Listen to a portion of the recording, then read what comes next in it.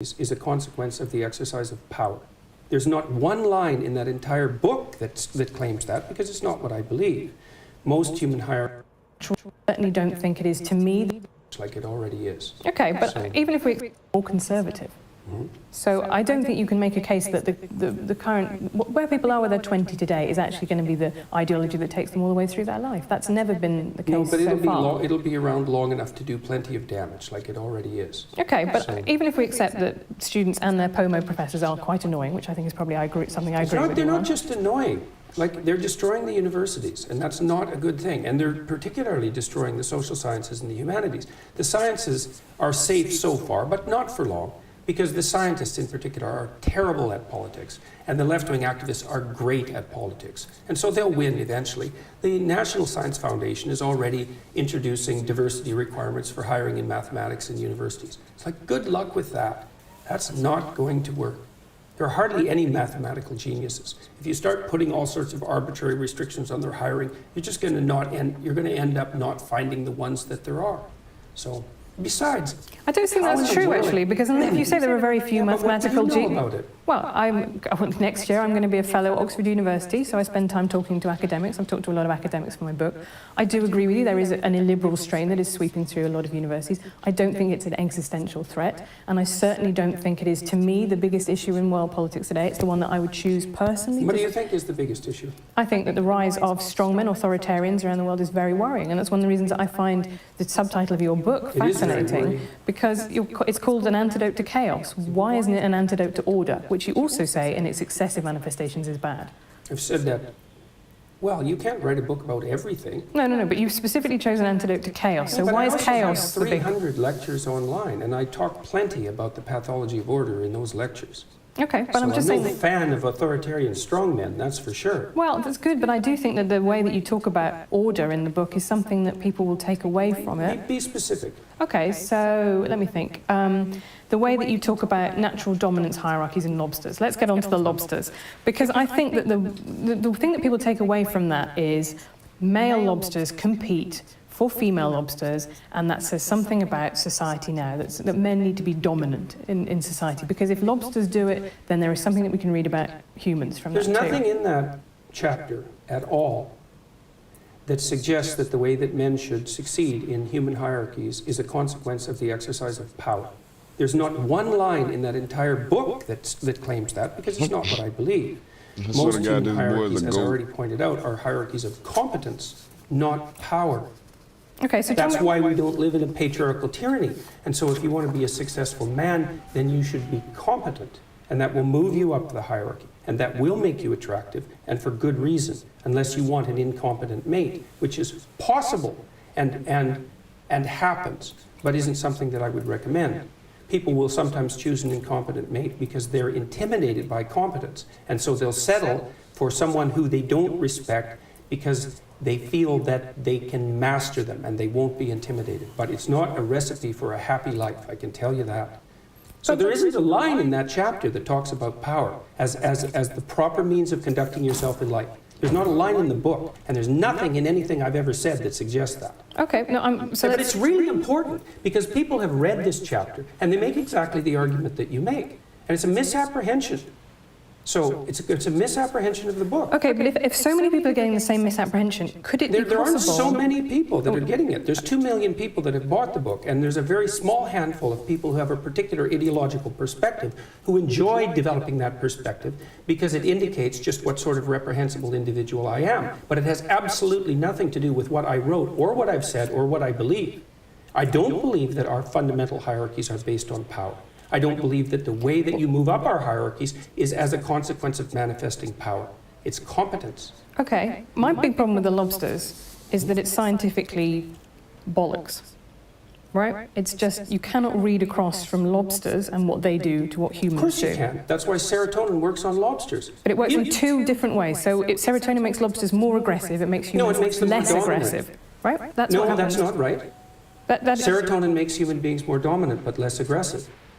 And the only reason it makes them more dominant is because they're less irritable and they're less defensively aggressive. So it's not bollocks. I know my neurochemistry. So if you're going to play neurochemistry, let's go and do it. Okay, well, you say antidepressants work on lobsters. Yes, they do. They make a lobster that's been defeated in a fight more likely to fight again. That's not the same mechanism that happens in humans. Yes, lobsters it's don't the get same depressed as the way that humans are. I think you're anthropomorphizing into a ridiculous degree. These are creatures that urinate out of their faces. I think that the fundamental issue among knowledgeable animal behaviorists is that anthropomorphization with animals is generally the appropriate tactic unless you have reason to doubt it, which is because there's continuity between us and animals rather than discontinuity. And the idea that the anthropomorphization of animals is inappropriate is something derived from 1950s behaviorism.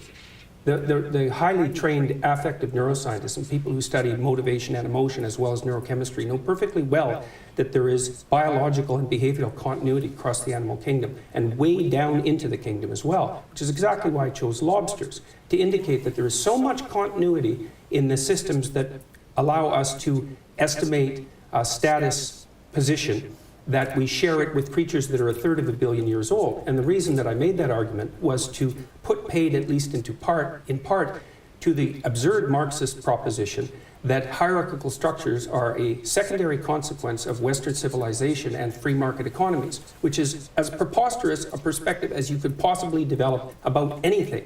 Hierarchies are 1/3 of a billion years old. You can't blame them on the West or men or capitalism. And we're wired for hierarchical perception in ways that you can hardly possibly imagine. Even our ability to rank order a set of objects seems to be tightly linked to our ability to assess the relative status of people in our social milieus. So, and the biochemistry is very, very similar, and the reason we know that is because most of the drugs that are used on people are first tested on animals. Now, it's not often animals as primitive as lobsters, but it is plenty. So a lot of what we know about neurological structure, for example, is a consequence of studying the flatworm, which is a much more primitive organism than the lobster. Continuity is the rule. Okay, so what can we learn from killer whales that live in matriarchal pods, often led by a grandmother, someone who's been through a menopause? Why isn't that an example that you've picked to talk about in the book? It's because lobsters say the thing that ideologically you want to talk about, which is your belief that there is a kind of Marxist ideology. How do lobsters say that? The point that I was making with lobsters, I just said what it was.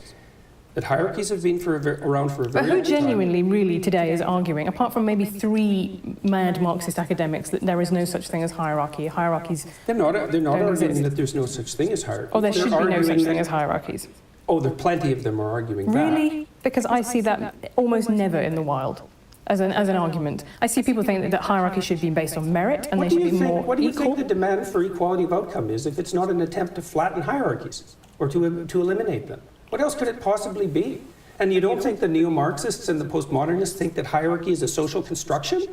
Like, you're not talking about the same people that I know, right. That's for sure. Everything's a social construction for the social constructionists, including hierarchies. But I just don't think that is a very widely held view in the world. It might be among liberal arts universities. 20% of social scientists identify as Marxist. Where's that statistic from? Look it up in Haidt's work. Okay. I'm interested. I've checked it out quite carefully. Yeah, but it's a perfectly valid statistic. I don't have the reference at hand. Yeah. So it's 1 in 5. Okay, and the number of conservatives, or even liberals for that matter, in the social sciences and humanities is not only vanishingly small, but getting smaller. And you think the social constructionists believe that hierarchy is built into biology? They're not very good social constructionists if that's what they believe. And the postmodernists and the neo-Marxists are radical social constructionists because they wouldn't believe that human beings are infinitely malleable and that we can be recreated in whatever image the ideologues might want to recreate us in if they didn't think that. And it's much more prevalent than you're admitting. I mean, there isn't a competing position on campuses except among the evolutionary biologists and the evolutionary psychologists, let's say, and they're under complete attack. They're certainly next on the chopping block as far as I can tell. I've been warning them for the last 2 years. Social constructionists don't like evolutionary psychologists, and they don't like biology. And I really don't understand why, except that it interferes with this idea that human beings are infinitely malleable and stops them from being able to blame hierarchy on the West. Look, if you're really concerned about the poor, as a social democrat, let's say, the first thing you should do is abandon your presupposition that the dispossession produced by hierarchies is a consequence of the patriarchal structure of the West. It's a way deeper problem than that. So there have been people who've been dispossessed forever, way before capitalism. Okay, I think I would agree with that. So if it is a way deeper problem than that, how do you tackle it? I don't know. Well, that's a bit, I mean, like, for someone as intelligent as you that just throw their hands up and go, ooh, maybe some people There's are lots just of things I don't know how poor. to tackle. I don't know how to tackle the fact that people range extremely widely in their cognitive ability either. These are big problems. Right, but we I could know- start with a redistributive tax policy, right, where people who earn a lot pay more tax than people lower down the income scale to redistribute income. That was a fairly obvious way that you could make poor people less poor. It's something that, you know, the Labour government did. They almost, I think they halved child poverty. It is possible to do things, and we do have mechanisms. Well, that work. I wouldn't make the immediate presumption that it was the redistributive tax policy that halved child poverty. You know, that absolute poverty in the world has halved between the year 2000 and 2012, and you can't attribute that to redistributive policies. No, I can't. I'm only talking about Britain. I'm talking about that particular government, which had, you know, then there are fiscal analyses that have been done. But I think let's move on from lobsters. I mean, you know, That chapter is about people becoming responsible and competent, not about them becoming like dominant and powerful. Okay, it's no, not that at all. But my problem with it is, I think you got criticised by a lot of marine biologists, right, and by a lot of geneticists I think for it. one. Okay, well, I can name you. P.Z. Myers is one who's criticised you. Adam Rutherford, who's former editor of Nature, has criticised that Look, chapter. There are, you know, that is not. But what I think is No fascinating is reasonable that. biologists dispute the fact that most organisms organize themselves into hierarchies, and that the fundamental biological mechanism for the regulation of hierarchy is the serotonin system. That's not disputable. Now, you can find animal organizational structures that vary from that, what would you call it, fundamental pattern. But the existence of variance isn't proof against the existence of a fundamental pattern. Like, I don't know how you can sit there and be skeptical about this. If you know the literature on hierarchical structure, you understand that across the entire animal kingdom, animals tend to organize themselves into hierarchies. But And that, right. that the neurochemistry But very of the hierarchy different is types of divergent. hierarchies, right? So Well, there's a you have pattern. in That's why we chimps- know they're hierarchies. Yeah, but like you say, the pattern as if that's, you know, The hierarchy is the pattern. right. Okay, and that's fine. So chimps have one very obvious social structure, and bonobos have It's another not one. as different as people have made it out to be. No. The bonobos are a lot more violent than the Right, and they're not hippie monkeys, Smithsonian right? observers of the Do I have- bonobos have admitted. Okay, but nonetheless, you say that as if those little details don't matter, as if there can't be such a thing as a hierarchy that is much worse than another hierarchy. That's my I'm problem not with saying it. that at all. There's clearly hierarchies that are worse than other hierarchies. Right. Baboons have terrible Being hierarchies, for example. And I'm saying- tyrannical hierarchies aren't my cup of tea. Right. That isn't the point I was making. The point I was making was that hierarchies can't be blamed on capitalism or the West. They're built into our biology. The neurochemistry is so old that we share it with crustaceans, so that's 1/3 of a billion years, which is the proof that hierarchies aren't a recent construct. If proof like that needs to be provided,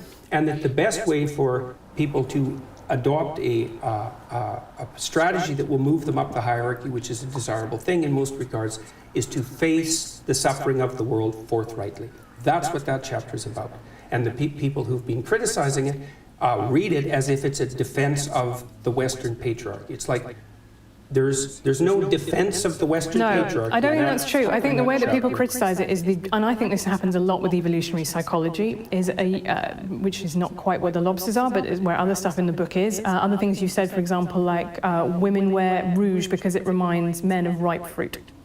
Right. Well, for a Well, start, why do you think women wear rouge? I have absolutely no idea. But I will tell Right, you. that's really not a very good answer. Well, yeah, you said before there were lots of things you don't know the answer to. But I'll tell you Yeah, one but thing. I'm not Most right- criticizing your perspective on this. You're criticizing mine, so I'm presuming Okay, you but have let an me- alternative idea. Why do you think women wear makeup? I think there are an enormous number. Let's go back to why women wear rouge, because it reminds men of ripe fruit. Okay, first of all, not all ripe fruit is red. Why would you want we to? Do you evolved want color to? vision to detect ripe fruit. eh? Do you want to eat women? No, I think unless men are having sex You with might want ripe to fruit, taste them. that's not really where. And where is the evidence that women who are redder in the cheeks have more offspring? What do you think happens during the But that's- sexual flush? But that's the key point, isn't it? Is that you would expect, actually, if this is a sexual selection, that women who are Yeah, one of redder the would have hallmarks more of- children. one of We the would get hallmarks of- progressively redder One over of the time. hallmarks of youthful skin is the proclivity for it to flush red. And yes, youthful women have more children. It's a primary sign of fertility. I think you're using... Wait a second here. What do you think women wear makeup for? Come on, if you're going to go after me on this, okay. let's women. People say, well, women wear makeup to feel better about themselves. That's not a very deep analysis. Why makeup? Why facial makeup? I'll tell you why I wear makeup, which is to stop the comments that I would get if I didn't wear makeup. And my gender, I always say my gender is low maintenance, right? I don't feel particularly like a woman inside. I don't really know what that would mean. But what I try and do is try and look, you know, in the same way that you get black women who talk about the problem with natural hair, is it's seen as unprofessional, right? And as a woman, if you don't wear makeup, that is seen as a political choice. That is seen as something that, you know, you are... So you wear makeup to protect yourself from what? From judgment. Men? No, but and tyrannical women as well, I would say. I think women very harshly judge each other's appearance, and there are very good reasons for that. But probably because they've learned that from oppressive men. No, I don't think so. Why do you think it is, then? I think that women are encouraged to be seen as being in competition with each other. Encouraged? You don't think that there's anything about that that's natural, eh? Well, I would be reluctant to get into that, because I think you could talk about intrasexual competition. I think that's a very big deal among the social sciences and evolutionary science. It's not my particular competence. But yeah, I wouldn't... My conception of the patriarchy is not that men are beastly to women. It is that there is a structure in which women participate too that overall privileges and benefits men in order to control female reproduction. And I think those are two very different things. You write in 12 Rules that you skipped a grade in school and you were small for your age. Do you think that shaped your personality and your experiences of life? Well, it did to some degree. Made it difficult for me to participate in sports. So I didn't really do anything that was fundamentally athletic till I was in graduate school. So my parents are guilty about that because they felt that it wasn't good for me, but I'm not unhappy about it. I got through school faster. I wasn't a fan of school, and the faster I got through it, the better. I think it might have encouraged me to do two other things, which was I probably hung around with rougher kids that I might have otherwise, partly as a How about beam lasers? How about that? Smart and academically able, and also small. So I probably exaggerated my roughness, I suppose. And it made me more capable of verbally defending myself. But other than that, I don't think it had much of an effect. I think I pretty much left all of that behind. Yo, I'm gonna work on my motherfucking power plant. You married your teenage sweetheart. Mm-hmm. Yeah, well, I met her when I was 8. So we've known each other for 50 years, yeah. So this is, I think, really fascinating. So I read that and I thought that was quite moving. And then I was reading the bit about, you know, the animal kingdom, and the bit we take away from the lobster section is that, you know, what happens if you're top lobster is that you get to impregnate all the females. That's as being evolutionarily successful as a lobster, right? That's proclivity towards polygamy, which is one of the things that pulls on human society. Right, and you're now the pretty big lobster. And yet you are monogamous, you're faithful to your wife, you don't want to go around impregnating every woman that you see, right? No, one woman's enough trouble. Right, so I think that's, to me that was really interesting, because that's a way in which we are very obviously very different from animal society, and to me we're not that different. I mean, there are plenty of societies where exactly that happens. Right, but you've been able to overcome that biological urge, right? And so in the sense that maybe there are other biological urges, such as men's propensity towards violence, that might also be overcome. Well, it's not self-evident that you want it to be overcome. I mean, you don't know what goes along with it. You know, I mean, obviously, first of all, defining violence isn't that straightforward. How about use of force in self-defense? Does that constitute violence?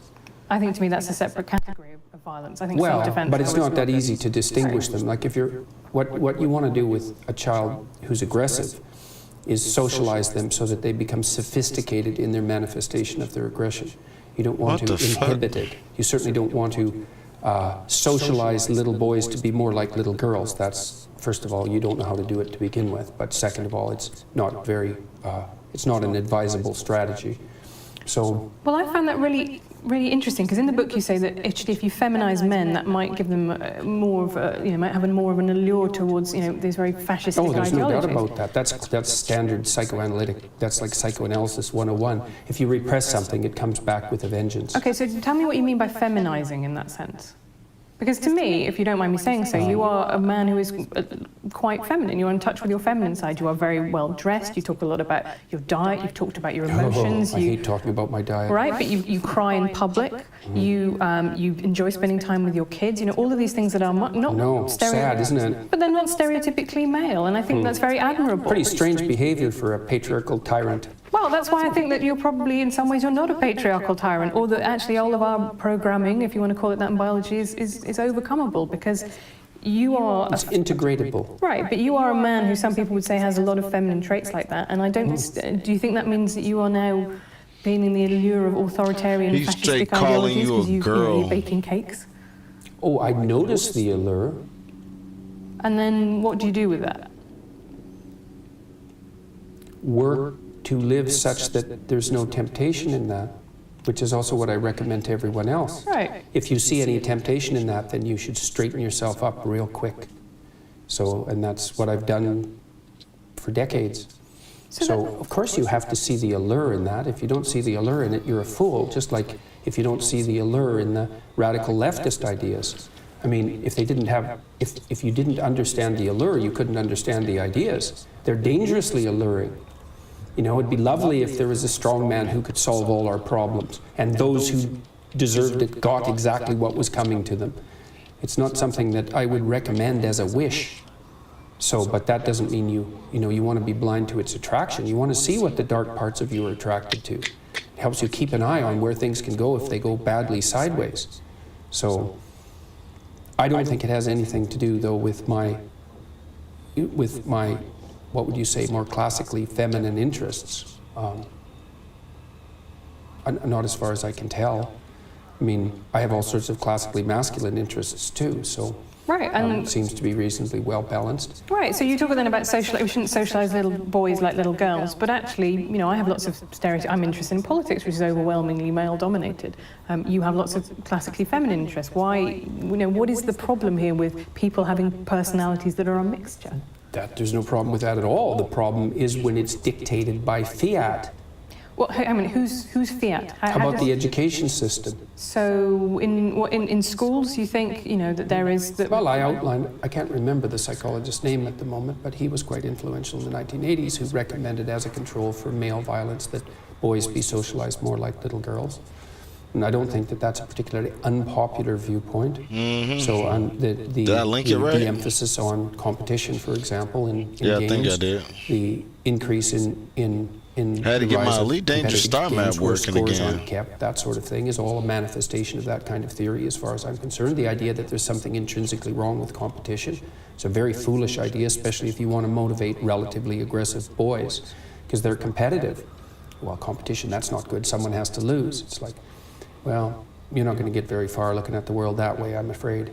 You know, maybe you want to generate a plethora of games so that everybody has a shot at winning. That's a good idea, but you certainly don't want to devalue the notion of winning. If you're doing something necessary, you should reward people who are particularly good at it. It's part of the definition of it being necessary. So, and you don't want to control aggression any more than you want to control sex. You want to integrate it. Why in the hell? And if it's integrated, that's the integration of the shadow from the Jungian perspective, and something I talk a lot about in my lectures. It's like you need to have the capacity for danger. You need to be dangerous, but you need to learn how to not use it except when it's necessary. And that is not the same as being harmless. Harmless, that's a terrible virtue. It's like a rabbit. There's nothing virtuous about harmlessness. It just means you're ineffectual. Yeah, I think I would agree. Well, I think there are some people who, through their harmlessness, become iconic and they become symbols. I think the Gandhi and the principle of non-violence. He's not harmless. He just transcended his deep violence. That is a completely different thing. Okay. Without that capacity, there would have been no way he would have had the strength of character that he had. He was an integrated person, not a harmless person. Okay. That's a very, very different thing. Did you have different ambitions for your daughter and for your son? Some of them were different. I encouraged my daughter in her desire to be a mother, which is not something I did with my son. Did you encourage him in his desire to be a father? Absolutely. Right, so you encourage both of them to be a parent.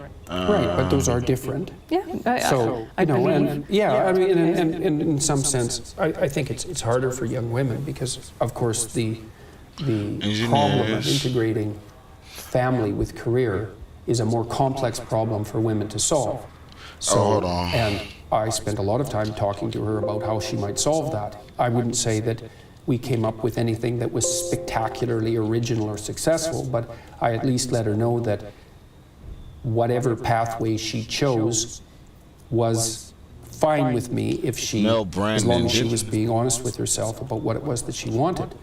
But also that, you know, I'm not a fan of the idea that the most fundamental orientation that a person is likely to have in their life is career. I don't believe that's true for most people. I certainly don't believe it's true for most women. And I think the evidence supports that claim quite straightforwardly. So, however, it is the only thing that you get paid for under capitalism. Right? Man alive!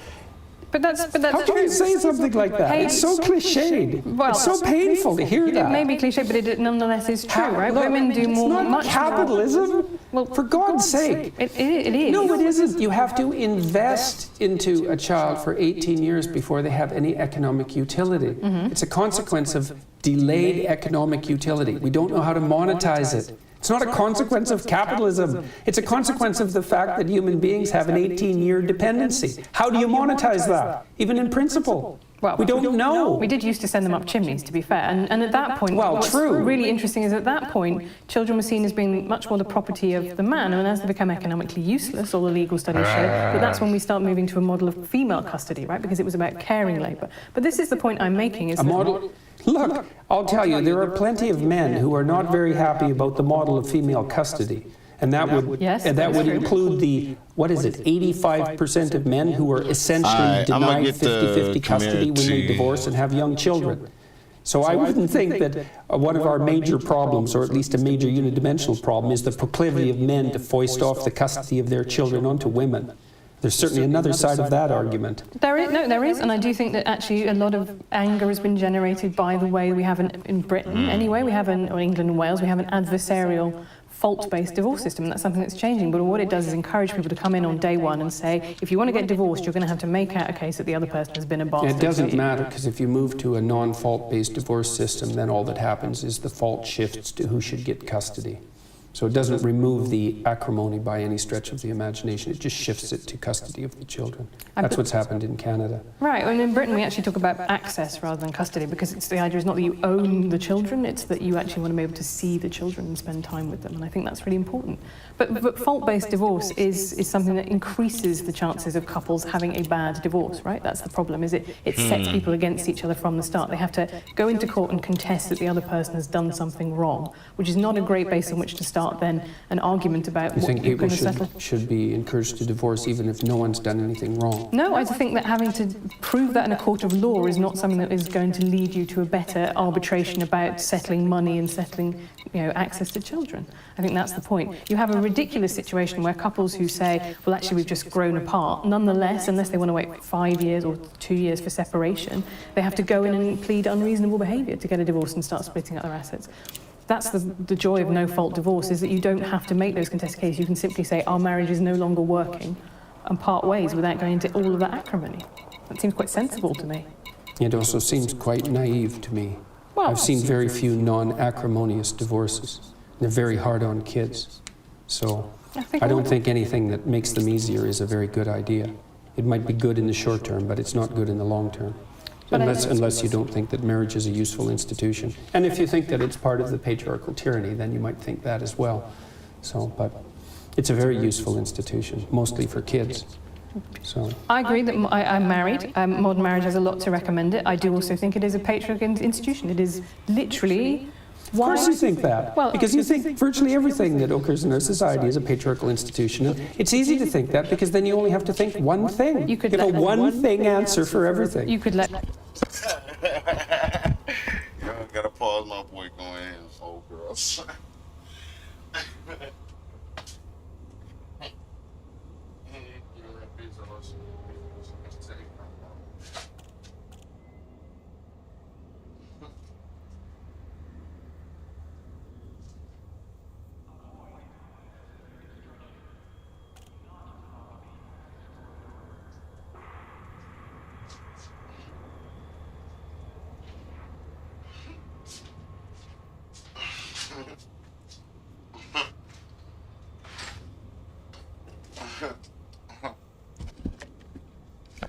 Boy, she be dancing. You can hear the femininity in what she be saying when she be feeling like all that shoulder neck region. She don't need to do all that. You can just like think she right. It's all feeling. The dude's so educated. He's like, no, why did you saying that? Don't work, you lying bitch. Alright, be honest with yourself. Quit lying to folks. It's like it's part of the patriarchal institution. I don't think you're obeying the rule that says men have to make those. You own the children. It's that you actually want to be able to see the children and spend time with them, and I think that's really important. But fault-based divorce is something that increases the chances of couples having a bad divorce, right? That's the I bet problem, you is $10 she the alpha in her house from the start. They have to go into court and contest that the other person has done something wrong, which is not a great base on which to start then an argument about You what think you're people going to settle. should be encouraged to divorce even if no one's done anything wrong? No, I think that having to prove that in a court of law is not something that is going to lead you to a better arbitration about settling money and settling, access to children. I think that's the point. You have a ridiculous situation where couples who say, well, actually, we've just grown apart, nonetheless, unless they want to wait for 5 years or 2 years for separation, they have to go in and plead unreasonable behaviour to get a divorce and start splitting up their assets. That's the joy of no-fault divorce, is that you don't have to make those contested cases. You can simply say, our marriage is no longer working, and part ways without going into all of that acrimony. It seems quite sensible to me. It also seems quite naive to me. Well, I've seen very few non-acrimonious divorces. They're very hard on kids. Would you like me to clear the area? I don't think anything that makes them easier is a very good idea. It Yes. might be good in the short term, but it's not good in the long term. Unless you don't think that marriage is a useful institution. And if you think that it's part of the patriarchal tyranny, then you might think that as well. But it's a very useful institution, mostly for kids. Yes. I agree that I'm married. Modern marriage has a lot to recommend it. I do also think it is a patriarchal institution. It is literally Of why. course you think that. Well, because you think virtually everything that occurs in our society is a patriarchal institution. It's easy to think that because then you only have to think one thing. You could have a let me- one-thing answer for everything. You could let it's like me- it's part of the patriarchal institution. I don't. I ain't laughing at this, bro. Landing gear. Raising landing gear. A clear area and prepare to jump.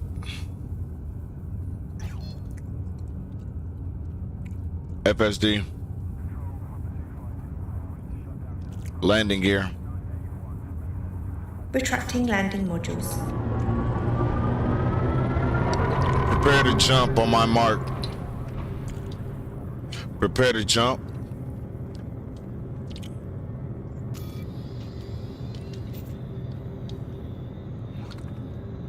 I thought I marked it.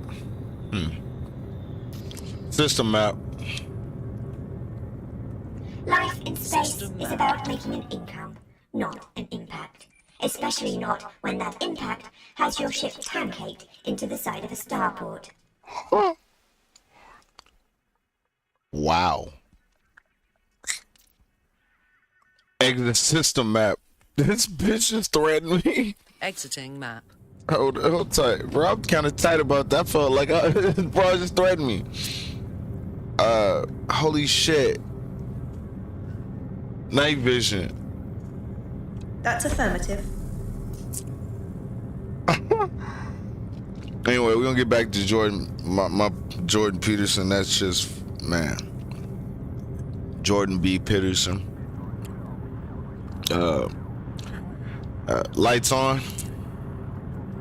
That's already done. Lights on. Lights. Lights. Lights on. Lights on. There you go. Galaxy map.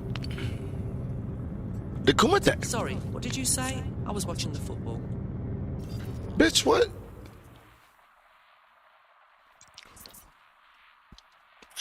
The Kumite.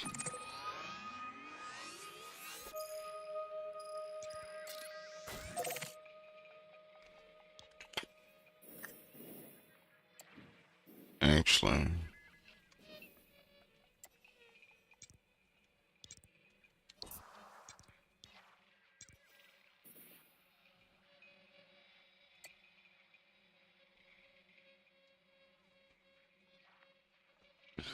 Nah. Exit system map.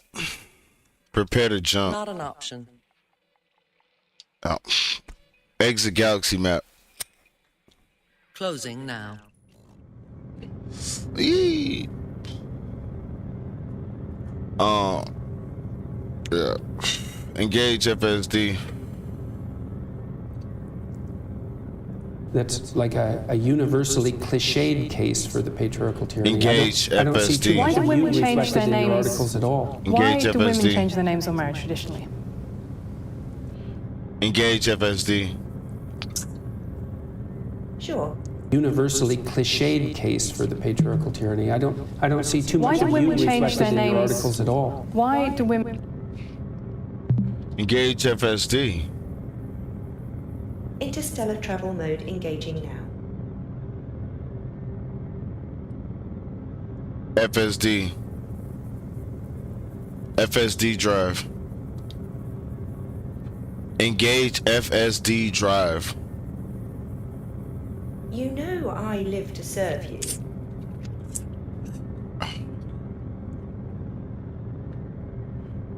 Super Cruise Assist. Super Cruise Assist. Engage Super Cruise. I'm onto it. Oh, I see why. Oh. Engage FSD drive. Frameshift drive engaging. Of the patriarchal institution. I don't think you're obeying the rule that says maybe treat people as if they have something worth hearing, so... I'm not making a case for the patriarchal tyranny. I'm gonna make And I it. don't think you are either. I think that you're making a case that's like a universally cliched case for the patriarchal tyranny. I don't see too Why much do of you women change reflected their in your names? articles at all. Why do women change their names on marriage traditionally? I don't know exactly. Why do you think they do? Because it was to symbolize the transfer of their ownership from one family to another family. That's why in The Handmaid's Tale you have off Warren, Oh off Claire. God, Margaret Atwood. Well, she was just about devoured by the feminists last year, so that was something interesting to observe. I think she made a very good point. She wasn't devoured by all feminists. I'm a feminist. I thought what she said about due process in cases like that is perfectly reasonable. Well, many people didn't. No, but then, guess what? This is on the internet. You can find someone who disagrees with pretty much anything. But so why do you think women change their names when they get married traditionally? If it's not about transfer of property ownership traditionally. I don't know if I have an opinion about that. The specific reasons for that, I'd have to look into it for a fair amount of time before I decided it, but I certainly wouldn't boil it down to a unidimensional argument about the ownership of women by men. So, Okay. I mean, I just, the part of the problem too is with this sort of discussion is that it's, and this is why I consider it a manifestation of ideological possession. It's predictable. Well, that's what. Knowing your but stance on. But having a coherent ideology does mean that it is predictable because You don't it is, need an ideology. It is one logical thing that flows from another, and all those pieces tessellate together. That's what I find very interesting about your thinking. I find it quite slightly baffling. Is that I don't really see how all the pieces fit together.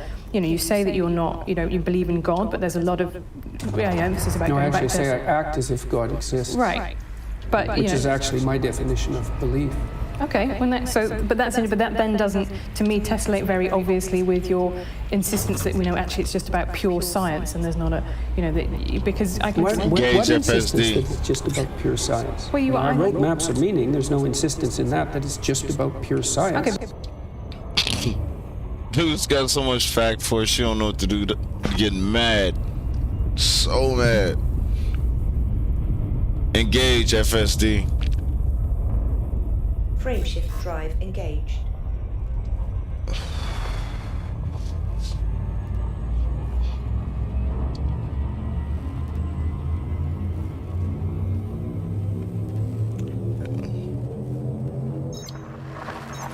Adjusting for jump. You see too Why much do of you women change reflected their in your names? articles at all. Why do women change their names on marriage traditionally? I don't know exactly. Why do you think they do? Because it was to symbolise the transfer of their ownership from one family to another family. That's why in The Handmaid's Tale you have off Warren, Oh off Claire. God, All right then.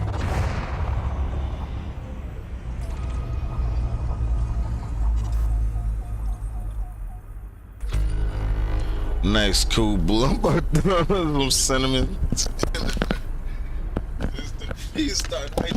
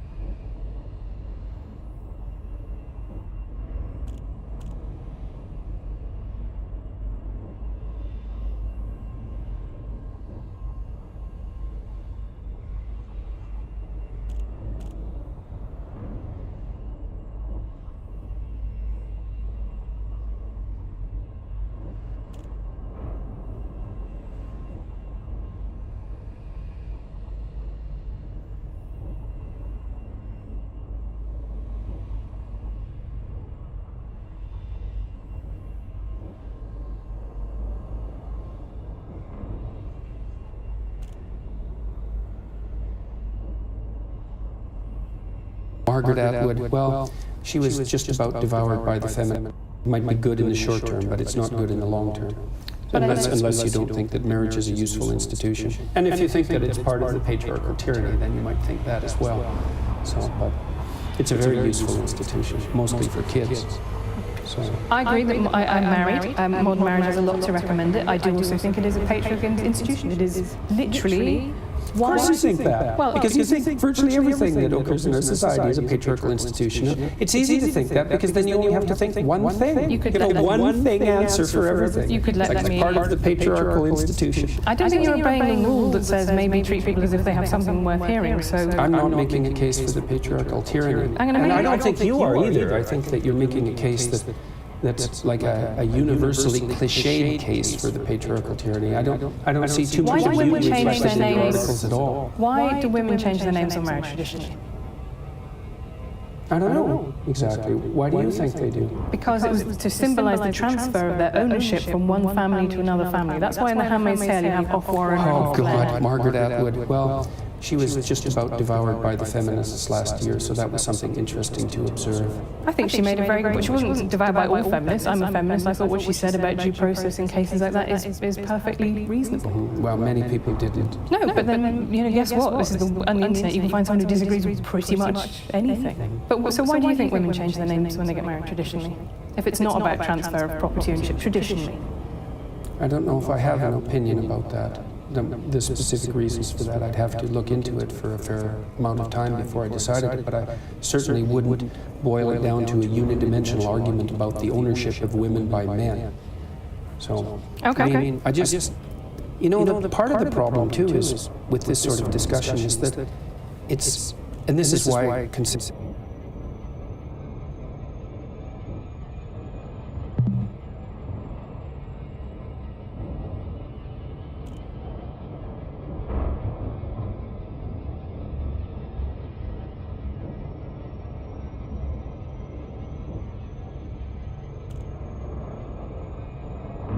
shit.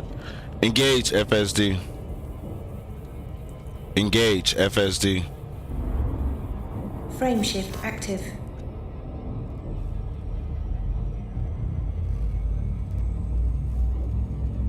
Consider it a manifestation of ideological possession. It's predictable. Well, that's what knowing your stance on but having a coherent ideology does mean that it's predictable. You don't need an ideology. It is one logical thing that flows from another, and that all those pieces tessellate together. That's what I find very interesting about your thinking. I find it quite slightly baffling, is that I don't really see how all the pieces fit together. You know, you say that you're not, you believe in God, but there's a lot of emphasis about No, I going back actually to say I act as if God exists. right. Complete But, Which you is know, actually my definition of belief. Okay, but that then doesn't, to me, tessellate very obviously with your insistence that actually it's just about pure science, and there's not a, because I can. What insistence that it's just about pure science? Well, When I wrote Maps of Meaning, there's no insistence in that it's just about pure science. Okay, but you make It said that there appeals were to two very science. different. You make appeals to science all the time. You say, well, this is what the literature says, and the trouble with God is that ultimately you can't say this is what the literature says. There is no literature. Which is There's why I natural and- don't say anything about the scientific status of God, apart from what can be experienced maybe under certain conditions of what we call chemical-induced mysticism, which seems to be something that you can say something scientifically about. But I see that there's two different realms, right? There's a realm of values and a realm of facts, and in the realm of facts, science reigns supreme. But it doesn't in the realm of values. You have to look She elsewhere. losing, That so was what she the just humanities were like for. throwing all this emotion. Oh man. What would you say? Hijacked by ideologues. And the idea that something should be consistent. You were talking about the necessity Engage of consistency in FSD. ideology. It's like I'm not hearing what you think. I'm hearing how you're able to Engage. Hold on. Let me home quarantine. I think I did, but I didn't get that. There you go. Engage FSD. Frame shift now engaging. represent the ideology you were taught. And it's not that interesting because I don't know anything about you. I could replace you with someone else who thinks the same way. And that means you're not here. That's what it means. It's not pleasant. So you're not integrating the specifics of your personal experience with what you've been taught to synthesize something that's genuine and surprising and engaging in a narrative sense as a consequence. And that's the pathology of ideological possession. It's not good. And it's not good that I know where you stand on things once I know a few things. It's like, why have a conversation? I already know where you stand on things. I bet you don't know where I stand on all things. I would hope that was true. Okay, let's talk about transgender issues. That's fun. What do you think I think about transgender issues? Class G stars are white-yellow main sequence stars. I suspect that you think that gender expression, gender identity are fundamentally social constructs. These systems but I are could be vast. wrong. There is much No, to I discuss. believe that there are definitely some biological differences between the sexes. We've observed them. I do believe that gender is a hugely powerful social structure that we've built on top of that it is largely, but not entirely, socially constructed.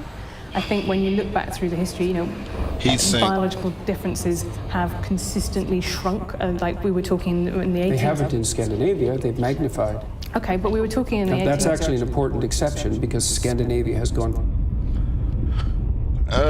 Engage FSD. Engage FSD. Engaging drive. Gotta sound like Walter Cronkite when I speak.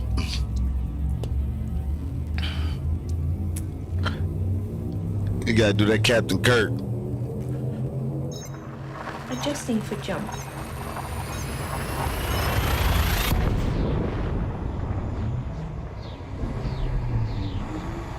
Deanna Troy.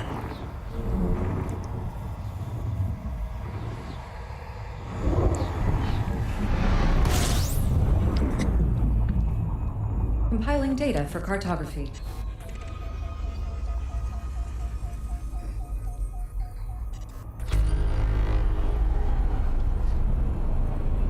Engage FSD. Frame shift activated. farther than any other area, the Scandinavian countries, in establishing egalitarian social policy.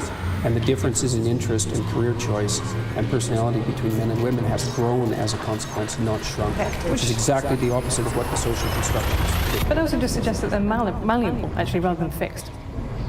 Well, of course they're malleable. No one would ever suggest otherwise. Right. So that's what I mean. So I think they're it's not malleable in the direction that the social constructionists presume. As you flatten out the sociological landscape, you maximize the biological differences. No one saw that coming. Completing And you might system think, well, scan. it's a Stand handful by. of right-wing Gathering scientists who are information. pushing that. It's like, no, it's not.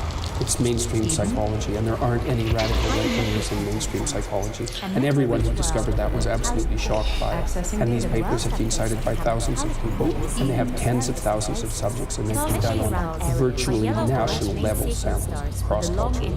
But I also think the behaviour in Scandinavia has changed. For example, a lot more men take paternity leave now, that there is a portion that is reserved purely for men. That doesn't seem to be making them wildly unhappy. So I think that there are definitely behavioural things that are susceptible to measures by society, by government and by the state, and that do change the way that people behave. Yeah, that seems So we can kind plausible. of meet in the middle on We that know one. that people can be educated and that we can develop as a consequence of learning. That's certainly not a disputable proposition. And I also believe that there is no evidence Gathering for information, gender cartography identity in the update. way that it is used Searching philosophy. as an idea of a soul. I think that that's the way that it's often used to me. By who? By transgender activists. Really great. Yes, well, They think talk about having a female well, soul, and that to me seems strange. I don't that see how you seems can... something like biological determinism. Right, and I Which is it's one of the things that's so perversely amusing about these sorts of arguments. Is Engage, that, but FSD. I attribute it to the lack of demand for logical consistency as a consequence of postmodern thinking. You can believe one thing when it's convenient in one situation and another thing when it's convenient for another. So we're in the perverse position where if you're a man born in a woman's body, that's biologically determined. But if you're a woman born in a woman's body, that's socially constructed. Traveling through hyperspace. Okay, good luck with that theory. Right. I don't believe you can be a man born in a woman's body or a woman born in a man's body. What I believe is that there are some people who feel alienation towards their bodies and they want to remove Well, body everybody parts. feels that. Right, but they feel it to such an extent that clinically the best treatment for them is to transition and live as if they were the other Yeah, sex. well, I don't think that there's any evidence that that's Scanning the clinically the entire best system. treatment. We Updating certainly don't know enough to cartography now. make that presupposition, and I think we're playing with fire assuming that that's the case. The long-term outcome studies certainly don't demonstrate that. So it's not so. I would make a very big distinction there between adults and between children, I think. That would be a We good are- distinction to make. Right, yeah. but I think we are very quick to diagnose and treat children in a way that I find, and not waiting for the research, and that I find concerning. Yeah. So- Yeah, well, the lawsuits will put an end to that in about 15 years. So there's one place that we've found from which that is something that gets me a lot of hate, right? I'm sure it does. A turf and a bigot for that. So Right. I don't think that's something that you would have been able to predict, I think, because that is not now the orthodox feminist position. I agree completely. Oh, isn't that good? So we've congratulations. all learned something. I just wanted to talk quickly about Me Too movement. Tell me your reaction to what's unfolded over the last year. I won't put words in your mouth. You tell me. Readying for exit. Well, there's certainly no shortage of evidence Completing system for scan. reprehensible Stand by. sexual Cartography behavior update on the part accessing of now. people who can use power to get away with it. Eden. So that's not so Class M good. star. Class M stars are red stars that form The the Me bulk Too of the movement? main sequence stars I of the suspect it galaxy. probably did some Mass good is things low, and as some is terrible observed things. temperature. So I would say that That's there's a impressive. dangerous proclivity to abandon the concept of the presumption of innocence. So in university campuses, for example, we're moving towards a preponderance of evidence model. I'm not very happy with that model. I think that's a very big mistake. The presumption of innocence is nothing short of a miracle, and we abandon it at our extreme peril. So I'm not happy with that. I think the believe the victim idea is something that only a fool could conjure up, because it opens the door Forced adjustment. to unbelievable opportunity for manipulation. I think But that having I would said- disagree with you slightly on that, because I think what that means is what people are arguing for is don't instantly dismiss or disbelieve the victim, right? Which is a very No, different. that's partly what That's a they're very arguing for. different There's thing. plenty of people who are arguing for the fundamental attitude to be believe the victim. So some people are arguing to not automatically disbelieve the victim, which is a perfectly reasonable thing to argue for, but that isn't where it ends.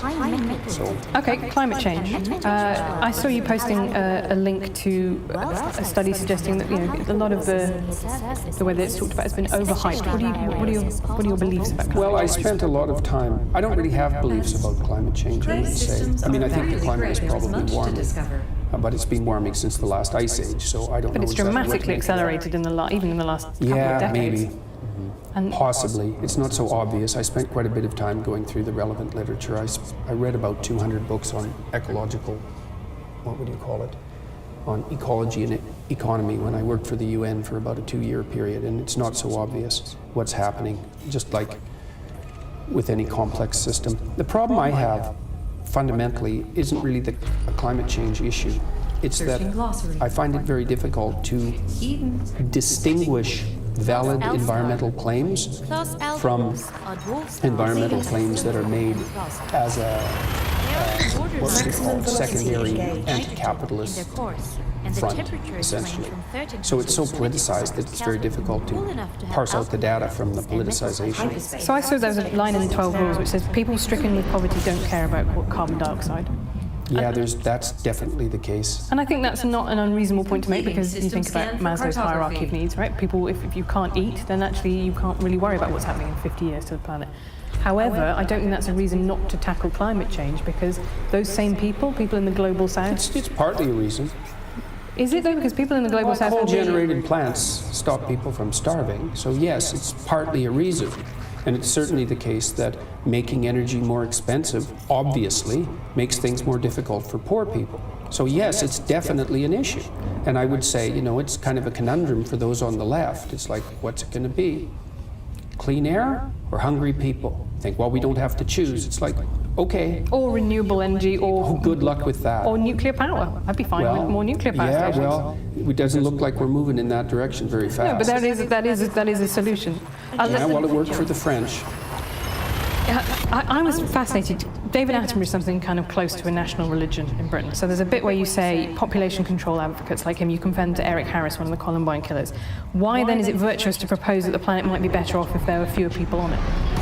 And I found that completely boggling that you have elided their population control through people not being born and the mass slaughter of people who are already alive. It's the motivation that I question. Right, tell me more about that.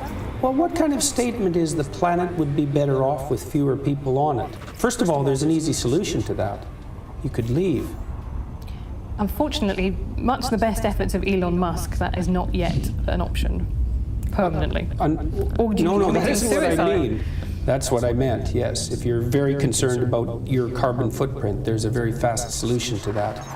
So, and I think it's disingenuous to, it's the other people, or maybe it's the people who haven't been born yet. It's like, this is also the problem I have with much of the environmentalist movement, is there's a powerful stream of anti-human sentiment that motivates it, and masquerading under the guise of virtue on a planetary scale. Completing system scan. Could be. I mean, it's not like we're not fouling our own nest. But that's why I'm fascinated by where you come from this, because the book, is so much about things being in balance and harmony, right? And order and chaos outweigh each other. Well, what overpopulation has done is got to the same. Who says we have overpopulation? Well, I think that it's very difficult to see under the current model of fossil fuel-based capitalism. Sorry to use that word. I know it upsets you. But that is what you until we've run out when we run out of fossil fuels. Yeah, that's not going to happen. Well, it will happen. Yeah.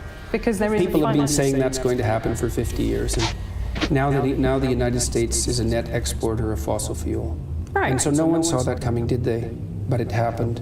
And you're right, that might be the case, but at the moment I would say that China is putting up new coal-fired power stations, by the bucket load. Yeah. It is entirely possible that the stuff that developed nations did, that now developing nations did, and now doing to make themselves they'll richer. get concerned about clean air when they get richer. That's what the data indicate. Once you get GDP up to about $5,000 per year, people start to become concerned with environmental issues.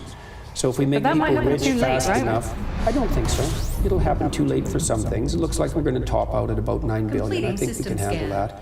I think probably one of the problems that'll beset us in 100 years, assuming there are even creatures like us around in 100 years, is that there'll be too few people, not too many. You know, the projections top out at about 9 billion. It's only 2 billion more than we have now. There's every reason to assume that we can cope with that, especially given the rapid decreases in poverty around the world at the moment. There's a bit of a bottleneck. There'll probably be some more extinction. What we're doing to the oceans by overfishing doesn't seem very smart, but we've only been aware of our role as planetary stewards since 1960, I would say, and we're not doing too bad for people who just woke up to the fact that we're actually a planetary force. And I don't think that we're overpopulated. I think all the arguments that all the people who made those arguments in the 1960s, like Paul Ehrlich, I think he wrote The Population Bomb, predicted mass starvation by the year 2000. He was absolutely and completely wrong. No, we've been very lucky with things like golden rice, for example, and genetic engineering of crops. I think that's... Yeah, it's not luck. It is. I agree. Human ingenuity is a huge part of that, definitely. Right. Well, and more people, more ingenuity. And Bjorn Lomborg, who I really admire, this skeptical environmentalist, who's actually gone a very long ways to trying to figure out what we could do at a planetary level that would actually be useful and productive. His research has indicated the best possible investment isn't carbon tax, isn't cessation of utilization of carbon-based fuel. It's probably investment in early infant care around the world, especially in developing countries. Seems right to me. He's done the analysis very carefully. One more area that you've talked about that's caused controversy is gay parenting. You said the devil is in the detail and you want to see more studies on that. What do you think might be the adverse effects of having same-sex? How you been, Happy? Well, I don't think we know what modeling is optimal for children. Yeah, and yes, it has been a while. I mean, I suspect that 2 parents are better than 1. Suspect, right? I don't know. 1 parent is definitely worse than 2. We know that. But we don't know what exposure to role models is necessary for the continuity of maternal behavior or for the adoption of functional gender roles. We don't know any of that. And so that's the variable, obviously. No one knows what the consequences done a little bit of Elite Dangerous. 2 people of the same sex is. Maybe none. Right. So there doesn't seem to be any evidence so far. That's all the literature review suggests that there were a couple that showed problems, but they were in coupledoms that had already broken down, right? So there is no evidence. Maybe there will be some found, but at the moment there is no evidence that there is any problem with having gay parents. I never said there was. Somebody asked me. You and me both. You and me both. And be mindful of other pilots in the area.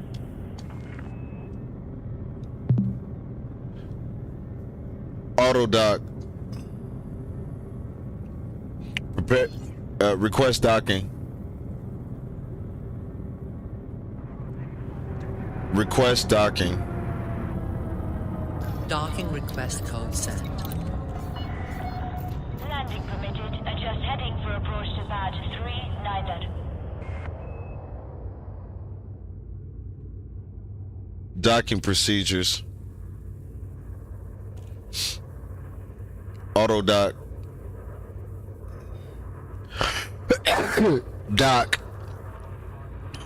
Doc. Shall I lower the landing gear now? Yes. Lowering landing gear. Proceed to docking.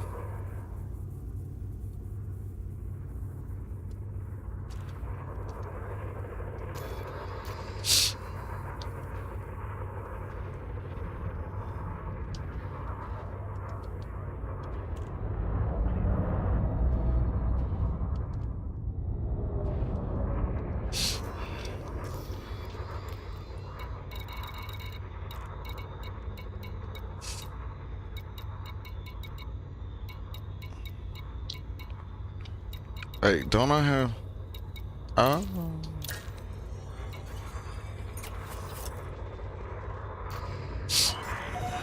Automated docking approved.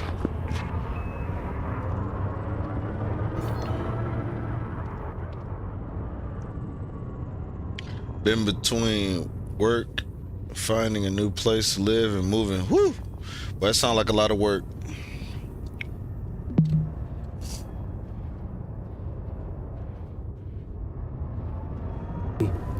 I believe it was a question like, if there was a problem, what would it be? It's something like that. No, I mean, you can make a very strong conservative case for gay marriage, I think. I mean, not that I would necessarily be motivated to make a conservative argument. David Cameron, our former Prime Minister, said, I support gay marriage because I'm a conservative. Yes, right. So, you know, it's obviously homosexuality is, it's been around forever. So what's the appropriate social response to that? Well, conceivably, I've been working as many people as possible into something approximating the same game. I think you could make a reasonable case for that. What's the consequence of that for children in those families? I don't know. Repairs. I mean, what I would say is, well, the obvious risk is that there's no one of the opposite sex around. I mean, it doesn't take what would you get? It doesn't take the perception of genius to come up with the observation that that might be a problem. Now, maybe it's not. And my suspicions are there's probably far more relevant problems with regards to what happens to children that isn't good than that. So this is a way in which that is now a conservative position to hold. I think it's 20 years ago that would have been anathema. Yeah, a lot of people haven't had time to stream lately. Been between find work, new place. Bro, I've been working. I'm a store manager.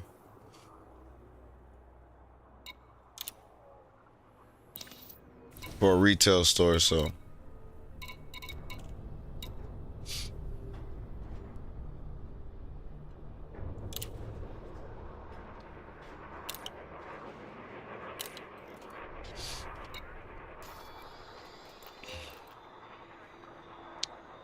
So I'm gonna have to wait here at the damn thing for them to make.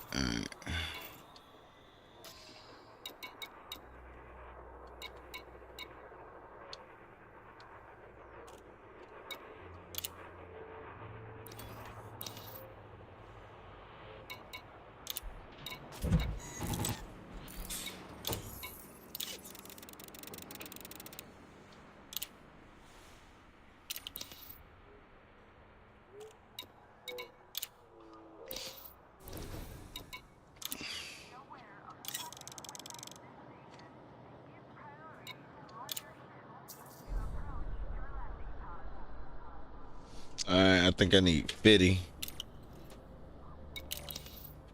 So that means I'm gonna have to spend a little bit of time at the station. Yippee. To mainstream conservative. Well, people were concerned with the deterioration of marriage and believed that any additional transformations would further weaken it. And I think that that's not an unreasonable position, given how weak it's become.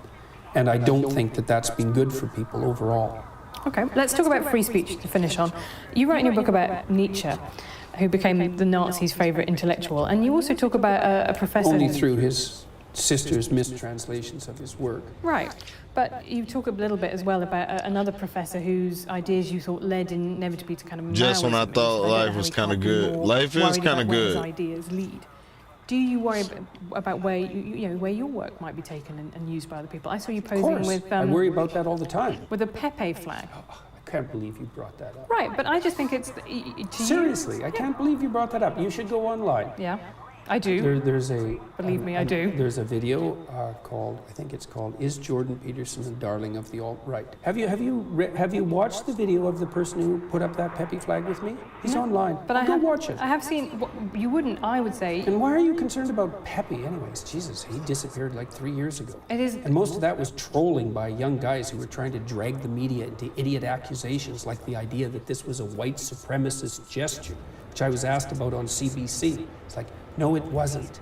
It was Fortran trolls playing the media for fools, which worked. And much of the Pepe thing was that as well. Okay, but the problem with people ironically pretending to be Nazis on the internet... They weren't pretending to be Nazis. But no, this is a separate phenomenon, and the 4chan definitely do ironically pretend to be all of the worst things they can possibly be, is that some people take that very seriously. There was a case in America recently of a guy who stabbed his father because he had thought that his father was a Democrat. He was writing stuff for a conservative website.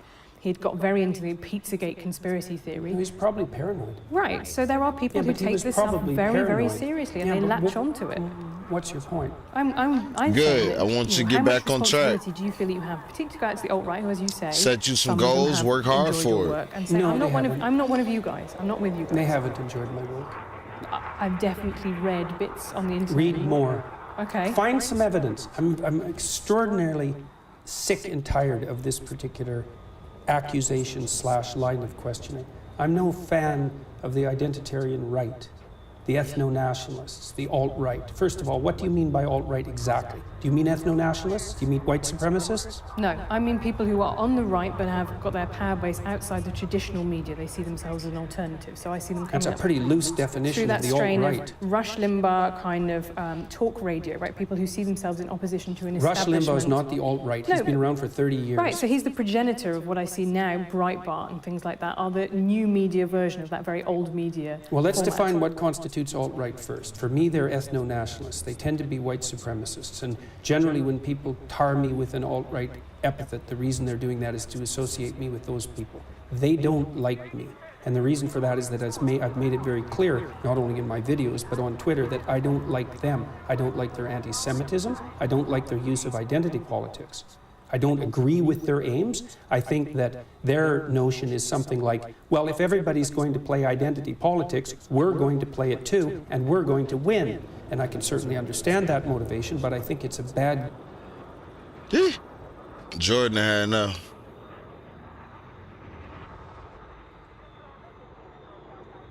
Yeah, well, Lappy, I'm gonna say it like this. If you're watching short clips, you're wasting your time, and you're doing the literature and the information that you can receive from it zero justice. Oh, here's another thing that's gonna help you out a ton. Get your ass off of Twitter, get your ass off of Instagram, stay the fuck off of Facebook.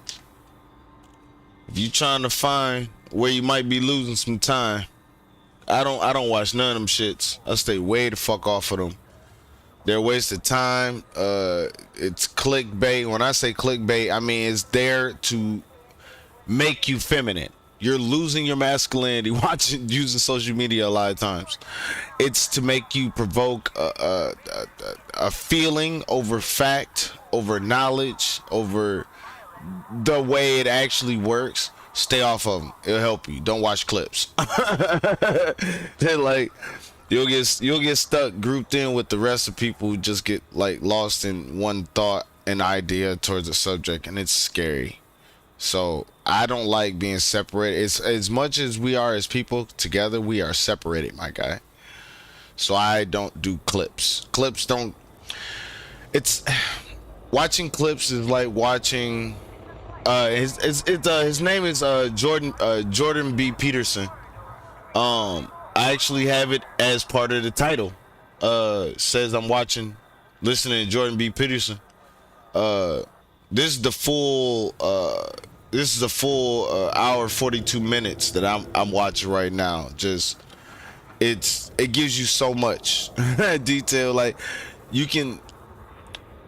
There's a difference between somebody who talks out their ass and somebody who talks straight from knowledge, experience, straight data, not no roundabout, has a straightforward path when they speak because that's the way they think. They're set in their agenda on, not even agenda, just as him being a person. He's amazing, dude. Like, Jordan Peterson is the GOAT, period. He's dope. Jordan B. Peterson. That's the name. Once again, hold on, I'll be right back. It's a piece of song.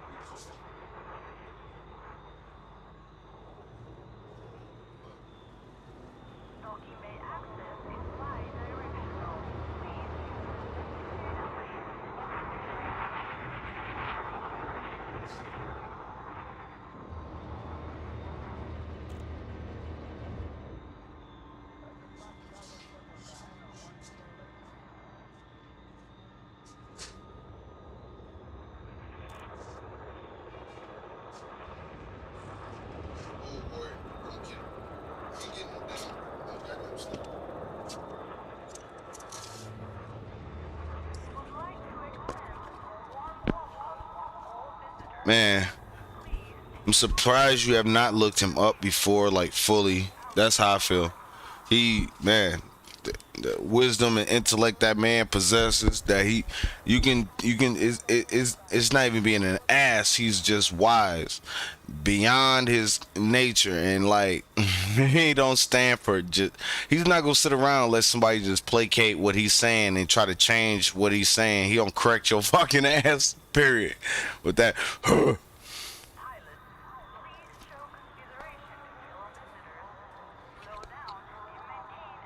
Like I said, I don't do no social media. I skip over all that shit. Game all around. And I think the only reason that I was ever associated in any sense whatsoever with anything to do with the alt-right was because it was... It's the alt-right who, as you say, some of them have enjoyed your work and say, No, I'm not they one haven't. of... I'm not one.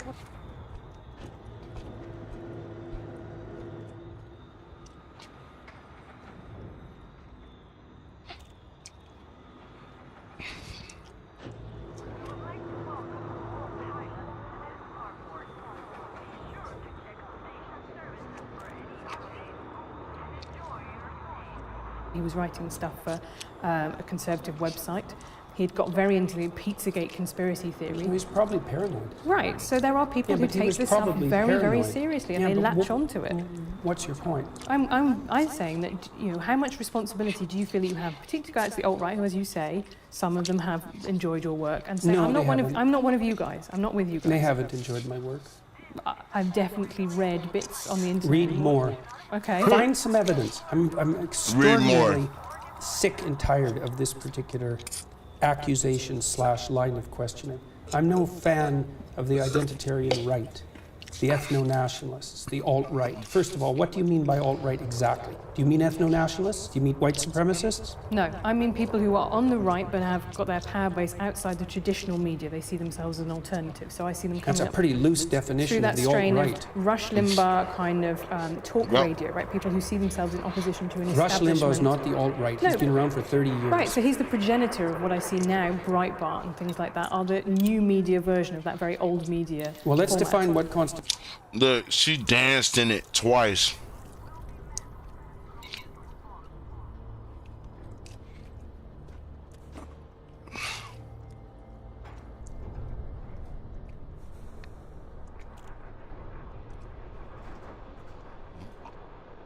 I don't be on none of them shits. I got better things to do.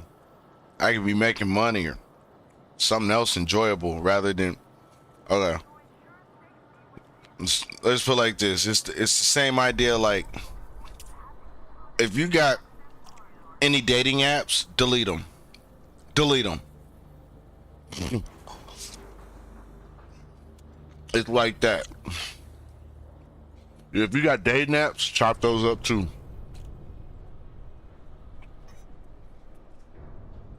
Females don't go on dating apps like we do. We go on dating apps generally trying to connect with people.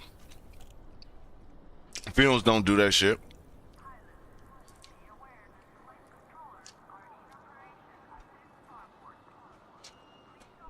They treat like social media, that whole swiping thing. Some girls treat it like it's a fucking game, dude. I'm good. Girls will straight sit around other girls like, look at this dude, look at he's cute and cute. Never message him like anything past hi, but get mad if you say hi only to him. Like, dude.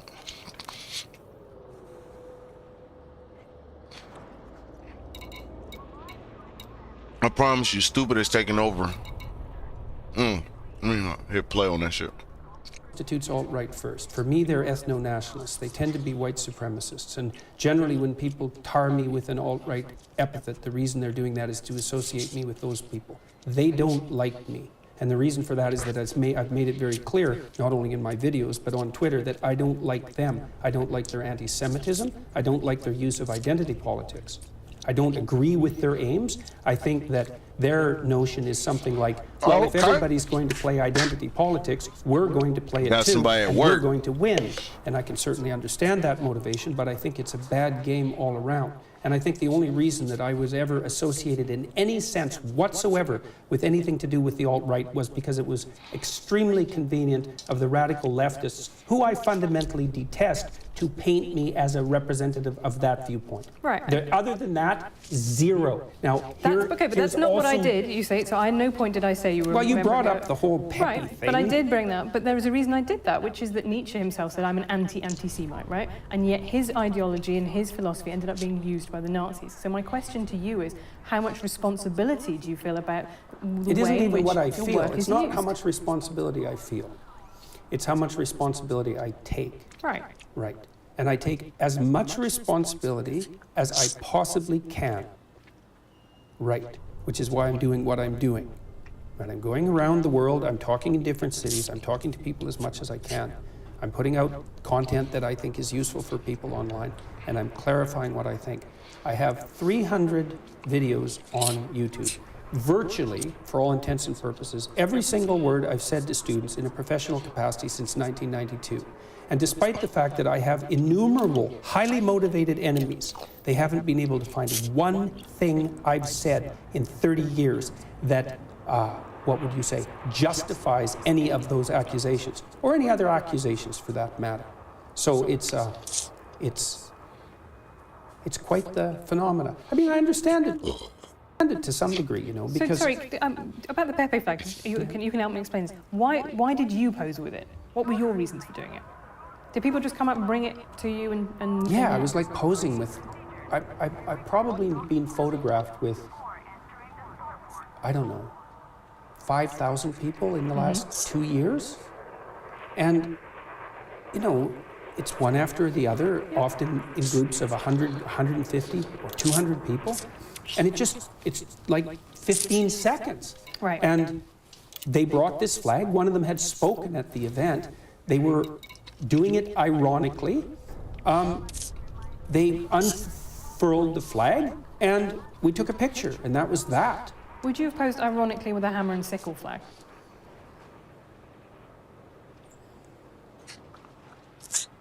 I don't know under the circumstances what I would have done. I have all sorts of Soviet art in my house. Right. Because this is, I think, So- anybody could get caught out, and social embarrassment is a huge factor, and you don't want to kind of tell people who've been very nice to you that actually you don't want to do the thing. I just wonder if that's something that you regret now, that you wouldn't do it again if you had the opportunity.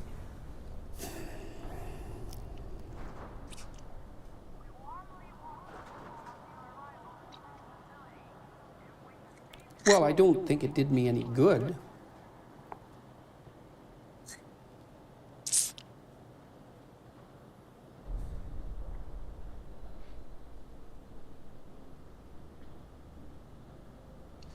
He talking his head, trying to. I don't think I'll betray my former self. We'll just leave it where it is. I made the decision that I made under the circumstances and took what was there into consideration.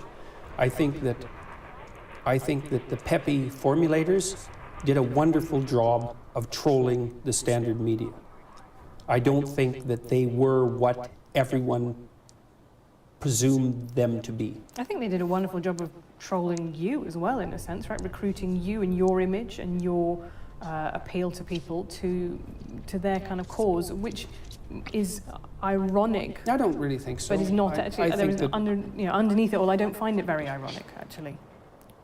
what don't you find ironic? That a lot of the kind of 4chan culture, which is saying, I'm just going to say the worst possible thing that I can say just to prove that I can say it because free speech is still alive, I think that in itself is quite poisonous to the discourse. I think I try and conduct myself online in a relatively civilized manner. I do not always succeed, but I do not think just going into a room and screaming epithets is something that I need to do on a daily basis to prove that free speech isn't dead, right? I think we could probably agree that Good. that's a reasonable. A rare note of consensus. But I have to come back to the free speech idea, because I think that whole idea of the intellectual dark web, this came up a couple of times at your event on Thursday, is predicated on the idea that you have been marginalised for your opinions or oppressed for your It's not opinions. predicated on my claim of that. Right. It's predicated on...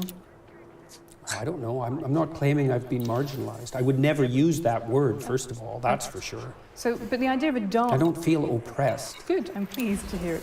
But I do think that the way that you got the cheers from that crowd was very much about, there was an idea of taboo breaking, right? Oh, this is a microaggression, but I'm going to say it anyway, that, you know, hard work is the way to succeed.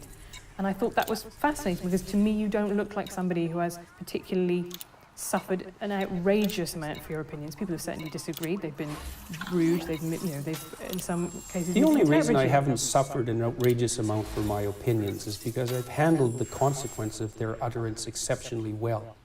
My job was at risk, my career was at risk, my family stability was at risk. So I wouldn't push that one too far. In what way was your job at risk? Jesus. Last year, 200 of my fellow faculty members signed a petition to get me fired. That was only one of a dozen things that happened. The university wrote me 2 letters, 2 cease and desist letters from their HR departments with their legal staff. 3 of those and you're done. They just fired Rick Maida in Canada at Acadia University for talking about many of the same things that I've talked about. So the fact that I've come through this relatively unscathed has very little to do with the vitriol of the attacks. There was plenty of motivation to take me out. It just didn't work. Right. And I think the fact that it didn't work, to me, makes me ultimately optimistic about where we are, because I've... Why? Because I went on, I did a panel a while ago with Zarganara, a Burmese comedian, who was imprisoned for making a joke, right? And we are not yet at that stage. I think, undoubtedly, I get... We're not. We're damn close. Really? How about the guy with the pug in the UK? Count Dankula. That's the one. Right, but he did actually, I mean... That was a joke. You might not have liked it. I didn't say it was a good joke. I didn't say it was an appropriate joke. I didn't say any of that. I didn't say it was a well thought through joke. But it was a joke. Yeah, I just fundamentally don't believe that it was a joke. I believe that it was camouflaged as a joke, and that's what it kind of comes across. Right, And well, that's exactly what you would believe if you were inclined to persecute comedians. No, I'm not inclined to persecute someone. Well, you're inclined to persecute him. I don't think he's a comedian, and I don't think... I would have to go and look at the circumstances of that case, but I think... He didn't like his girlfriend's pug and thought he would teach it to do something reprehensible as a joke. Right, but I see you getting involved, say, tweeting Douglas Murray's article about Tommy Robinson, and I think you see that as a free speech issue, and that's not how I see Tommy Robinson's case at all. I see that as contempt of court, someone who endangered a grooming trial. How do you see that case? I see it as very fortunate that Tommy Robinson didn't die in prison. I think I would say that about a lot of people in prison. I think it's very hard to be in prison if you are a sex offender, for example. I think our British prisons are less inhumane than American prisons, but they are still brutal places to be. However, I do think that was an appropriate punishment for somebody who tried to collapse a grooming trial. Well, but are you? And I guess are you a prison abolitionist? no. Oh right, okay. So you do believe that some people there are offences for which people need to go to prison. Why would you ask me a question like that? Well, I'm Do I just look like interested. someone who isn't interested in meting out appropriate punishment? No, but I just thought maybe I was made an assumption about you, and I didn't want to make an assumption about you. I'm just going to end with a quick fire round. So I know that this is YouTube, so we have been able to talk for a really long time, but I just want quick answers from you. Who is your favourite author? Dostoevsky. Who's your favourite female author?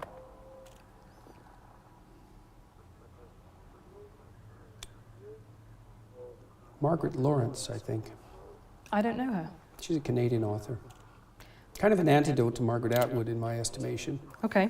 When did you last cry? Oh, God, who knows? Last week, probably. Who is your smartest opponent?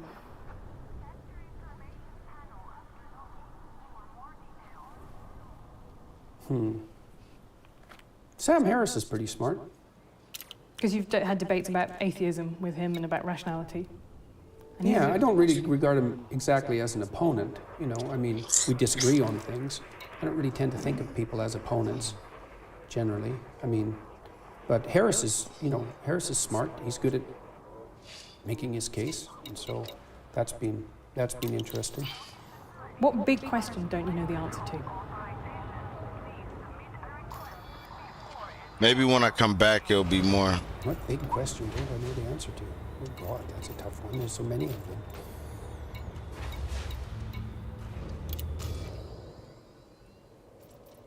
The Kumite. Well, personally, it's what I should do in 2 years. When did you last change your mind about something important? I'm changing my mind about things all the time. But Every time I do a lecture, I change my mind about something. But something important, something big. Oh, well, I can tell you. I mean, one thing I've learned in the last 2 years is that I think I overestimated. There's an obesity epidemic in North America, perhaps throughout the Western world. I think I overestimated the degree to which that was a consequence of a sedentary lifestyle, and overestimated the degree to which a lack of discipline was contributing to it. I think much more now that it's an illness. Well, those are two different things, though, aren't they? Discipline is self-control, and illness is something out of your control. Well, let's say you're overweight, you should exercise. It's like, well, actually, the evidence that exercise will thin you down isn't that great. And maybe the reason that you're not exercising is because you're ill, not that you're ill because you're not exercising. So I have a lot more sympathy for the hypothesis that the obesity epidemic is actually a consequence of an illness, of a broad scale. Illness isn't exactly right. It's a dietary problem, fundamentally. And there are deep causes for that. Are you still eating your all-beef diet? Unfortunately, yes. Really, just beef? Not? Can you have, like, ketchup No, on it? Nothing. Right. Yes, I wouldn't. It isn't something I would lightly recommend. It's a little hard on your social life. Makes traveling quite difficult, and it's dull as hell. But But what has it done for you? well, I lost 50 pounds in 7 months. I stopped snoring. I had some autoimmune conditions that seem to have gone away. I'm not taking antidepressants. My mood isn't perfectly regulated, but I'm under a fair bit of stress, so that might have something to do with it. I sleep much less. I can work more. I imagine I your don't have arteries might GERDs. not be in I great don't. shape. I don't think there's any evidence that I don't think we have any idea what causes arteriosclerosis. I think all of the dietary knowledge we have is rubbish. And partly because it's unbelievably difficult to do proper dietary studies. You can't do control. Man, that boy hit knowledge. Launch. Acknowledged. Checking all systems.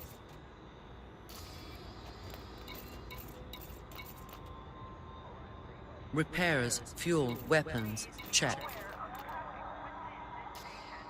Pre-launch diagnostic checks.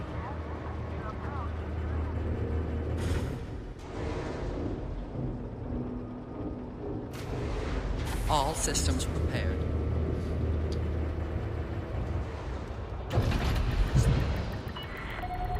Ascending. Retracting modules. Handing you the comm.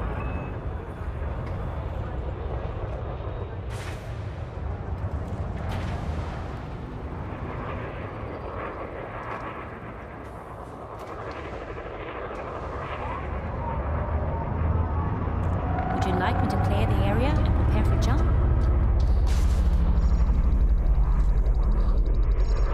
Yes. Boosting. Max engines. Distancing now. FTL charged and ready.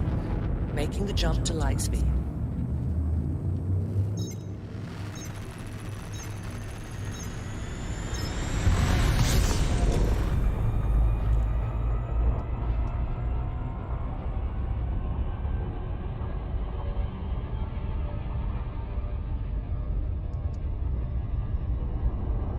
Engage FSD. Isn't it about time we upgraded? Frameshift drive engaged.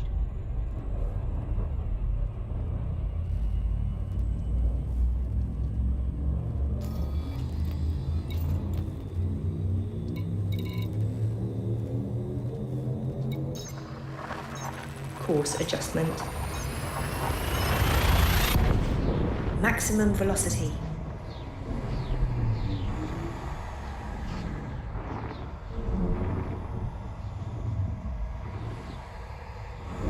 Scanning for anomalies. Gathering information, cartography updated.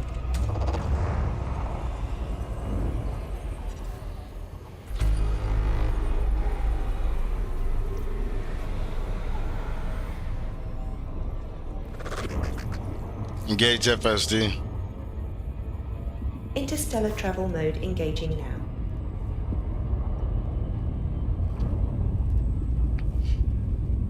Controlled studies, it's all correlational, and there's so many variables. I think the correlational studies are useless. So, Adjusting for also jump. this all meat diet, this all beef diet has apparently cured my daughter. So, Who had juvenile rheumatoid arthritis? Well, that was the original diagnosis, and it was idiopathic, which means we don't know what the hell's causing it. Yeah, but she's completely symptom-free. So that sort of thing makes you sit up and take notice, because Completing system it doesn't make any Stand sense. by. Gathering When was the last time you information. lied? Cartography has now been The updated. book says no lying. Class M star. Do you still lie? Class M stars are red stars that form the Everybody bulk of lies. the main sequence stars As in the Dr. House galaxy. himself told Their us. mass is low, as What is is their most surface But I'm important? pretty damn careful about it. What is most That's- important to you in life? Great. Not Really being great. stupid. How would your life... Not making foolish mistakes. Not being incautious. Yeah. That's tough on yourself. Life's tough, man. Right. How would your life have been different if you'd been born Vectors. female? Multiple orgasms. It's not a bad one. What's your biggest regret? That I didn't take advantage of the opportunity to learn to play the organ when I was 7. If that's your biggest regret, that's going to be a great Scanning deathbed. the entire Because system. that's- Yeah, well, you Deploying know, I would have liked, cartography now. it would have been better Searching for me if I would have database. been a better musician. And finally, how would you like to be remembered? Class A star. Class A stars are hot white or bluish white main sequence stars. As someone they honest. range in mass from 1.4 to 2.1 solar masses and have a surface temperature Jordan reaching Peterson, thank you very much. 10,000 Kelvin. That's great. Really great.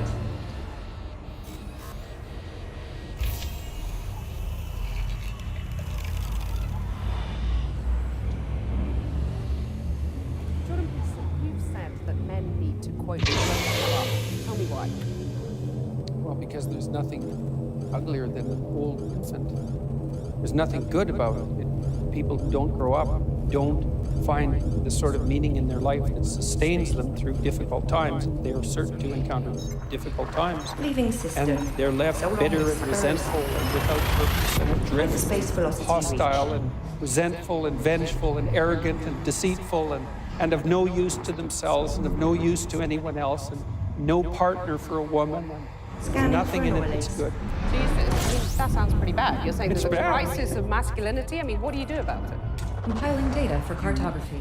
You help Searching people index. understand why it's Even. necessary and important for them Class M to star. grow up and adopt responsibility. Why Class that M isn't stars are a red shake stars your that form finger the and bulk get of your the act main together sequence sort of stars in thing. the galaxy. Why it's more Their like mass is low, why as is it's their more like surface temperature. a delineation of the kind of That's destiny that impressive. makes life worth living. I've been telling young men, but it's not. I wasn't specifically aiming this message at young men to begin with. It just kind of turned out that way. And it's mostly, you admit, it's mostly men listening. It is. 90% of the audience is men. Well, it's about 80% on YouTube, which is YouTube is a male domain primarily, so it's hard to tell how much of it is because YouTube is male and how much of it is because of what I'm saying. But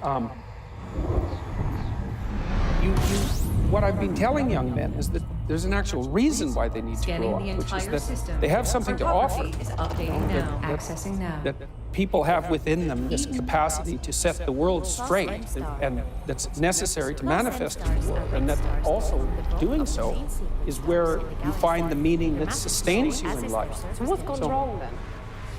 Oh God, These all sorts of systems are things have gone vast. wrong. There is I much to think discover. that I don't think that young men hear words of encouragement. Some of them never in their entire lives, as far as I can tell. That's what they tell me. And the fact that the words that I've been speaking, the YouTube lectures that I've done and put online, for example, have had such a dramatic impact is an indication that young men are starving for this sort of message because, like, why in the world would they have to derive it from a lecture on YouTube? No, they're not being taught that it's important to develop yourself. Does it bother you that your audience Completing is system scan predominantly for cartography. male? Isn't that a bit Accessing divisive? database. No, I don't think so. I mean, it's no more divisive than the fact that YouTube is primarily male and Tumblr is Well, that's primarily pretty divisive, female. isn't it? Tumblr is primarily female. Right, you're just saying that's the way it is. Well, I'm not saying anything. It's just an observation that that's the way it is. There's plenty of women that are watching my lectures and coming to my talks and buying my books. It's just the majority of them happen to be men. What's in it for the women, though? These systems are vast. Well, what there sort is of much partner to do you want? discover. You want an overgrown child? Or do you want someone to contend with that's going to help you and that So you you're can saying rely on? women have some sort of duty to sort of help fix the crisis of masculinity? It depends on what they want. No, I mean, it's exactly how I laid it out. Like, women deeply want men who are competent and powerful. And I don't mean power in that they can exert tyrannical control over others. That's not power. That's just corruption. Power is competence. And why in the world would you not want a competent partner? Well, I know why, actually. You can't dominate a competent partner. So if you want women domination... want to dominate, is that what you're saying? No, I'd say women who Completing have had system their scan for relationships cartography. impaired Stand by. impaired, Searching database. their relationships with men Eden. impaired and who are afraid of such relationships will settle for a weak partner because they can dominate. But it's a suboptimal solution. Do you think that's what a lot of women are doing? I think there's a substantial minority of women who do that. That's impressive. And I think it's very bad for them. They're very unhappy. It's very bad for their partners, although the partners get the advantage of not having to take any responsibility.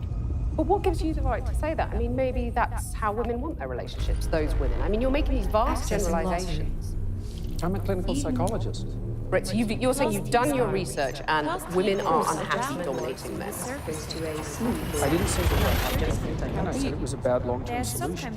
Okay, you said it was making them Same miserable. thing. Yes, yes. It depends on the time frame. I mean, there's intense pleasure in momentary domination. That's why people do it all the time. But it's no formula for a successful long-term relationship. That's reciprocal, right? Any long-term relationship is reciprocal, virtually by definition. Searching index. So, Let me put a quote to you from the book, where you say there are whole disciplines in universities forthrightly hostile towards men. These are the areas of study dominated by the postmodern stroke neo-Marxist claim that Western culture in particular is an oppressive structure created by white men to dominate and exclude women. But then I want to put minorities too. Okay, sure. But I want to put to you that here in the UK, for example, let's take that as an example, the gender pay gap stands at just over 9%. You've got women at the BBC recently saying that the broadcaster is illegally paying them less than men to do the same job. You've got only 7 women running the top FTSE 100 companies. Yeah. So it seems to a lot of women that they're still being dominated and excluded, to quote your words back to you. It does seem that way, but multivariate analysis of the pay gap indicates that it doesn't exist. But that's So just you not do, true, you- is it? That's I mean, that absolutely 9% pay gap, that's a gap between median hourly earnings between men and women. There's That multiple, exists. yeah, but there's multiple reasons for that. One of them is gender, but it's not the only reason. Like if you're a social scientist worth your salt, you never do a univariate analysis. Like you say, well, women in aggregate are paid less than men. Okay, well, and we break it down by age, we break it down by occupation, we break it down by interest, we break it down by personality. But you're saying basically it doesn't matter if women aren't getting to the top, because that's what's skewing that gender pay gap, isn't it? You're saying, well, that's just a fact of No, life. it's saying Women it aren't doesn't necessarily matter. going to get to That's the top. impressive. No, I'm Really not saying it great. doesn't matter either. You're saying I'm it's saying there are fact of life. multiple reasons for it. Yeah, but and they those aren't being reasons, taken into why account. should women put up with those reasons? Why should Why should women be put up with it? content I'm not not saying to that get they to the should top? put up with it. I'm saying that the claim that the wage gap between men and women is only due to sex is wrong. And it is wrong. There's no doubt about that. The multivariate analysis have been done. So I can give you an You keep example. on talking about Wait a second. multivariate analysis. Let me give you an No. example. I'm saying that 9% pay gap Yeah. exists. Yeah. That's a gap between men and women. I'm not saying why it exists, but it exists. Now, Yeah, but if you you're have a to say woman, why that it seems exists. pretty unfair. You have to say why it exists. But do you agree that it's unfair? If you're a woman, Not necessarily. and on average you're getting paid 9% less than a man, that's not fair, is it? It depends on why it's happening. I can give you an example. Okay. There's a personality trait known as agreeableness. Agreeable people are compassionate and polite. And agreeable people get paid less than less agreeable people for the same job. Women are more agreeable than men. Again, a vast generalization. Some It's women not a are not more generalization. agreeable than Yes, men. that's true, but that's right. And some women get paid more than men. So you're saying that by and large, women are too agreeable to get the pay rises they deserve? No, I'm saying that that's one component of a multivariate equation that Accessing predicts salary. Eden. It accounts for maybe 5% of the variance, something like that. So surely we the need about answer- we need about another 18 factors, one of which is gender. And there is prejudice, there's no doubt about that, but it accounts for a much smaller proportion of the variance in the pay gap than systems are the vast. radical There feminists is much claim. to discover. Okay, so rather than denying the pay gap exists, which is what you did at the beginning of this conversation, shouldn't you say to women, rather than being agreeable and not asking for a pay rise, go and ask for a pay rise? Make yourself disagreeable with your boss. Oh, definitely, there's that. But I also didn't deny it existed. I denied it existed because of gender. Okay. See, because I'm very, very, very careful with my words. So the pay gap exists, you accept that, but you're saying, I mean, the pay gap between men and women exists, but you're saying it's not because of gender, it's because women are too agreeable to ask for pay rises. So It's one of the reasons. Okay, one of the reasons. So why not get them to ask for a pay rise? I've Wouldn't done that that, be a fairer I've way of done that proceeding? many, many times in my career. And they I've just don't? counseled. Oh, they do it all the time. You can. So one of the things that you do as a clinical psychologist is assertiveness training. So you might say, often you treat people for anxiety, you treat them for depression, and maybe the next most common category after that would be assertiveness training. And so I've had many, many women, extraordinarily competent women, in my clinical and consulting practice, and we put together strategies for their career development that involve continual pushing, competing for higher wages, and often tripled their wages within a 5-year period, teaching you them how to celebrate that? negotiate. Of course. So Of do course. you agree that you would be happy if that pay gap was eliminated completely? Because that's all the radical feminists are saying. It would depend on how it was eradicated and how the disappearance of it was measured. And you're saying if You it's at can't- the you cost can't. of men, that's a problem. Oh, there's all sorts of things that it could be at the cost of. It could even be at the cost of women's own interests. So, Because they might not be happy if they get equal pay. no, because it might interfere with other things that are causing the pay gap that women are choosing to do. Like having children. Well, or choosing careers that actually happen to be paid less, which women do a lot of. But why shouldn't women have the right to choose not to have children, or the right to choose those demanding They careers? do, they can. Yeah, that's fine. But you're saying that makes them unhappy, by and large. I'm saying that, no, I'm not saying that. And I actually haven't said that so far. in You're the saying it program. makes them miserable. No, I at the said that beginning. what was making them miserable was having weak partners. That makes them miserable. Right. I would say that many women around the age of, I would say, Request between 28 docking. and 32 have a career family crisis that they have to deal with. Request docking. Sending docking request.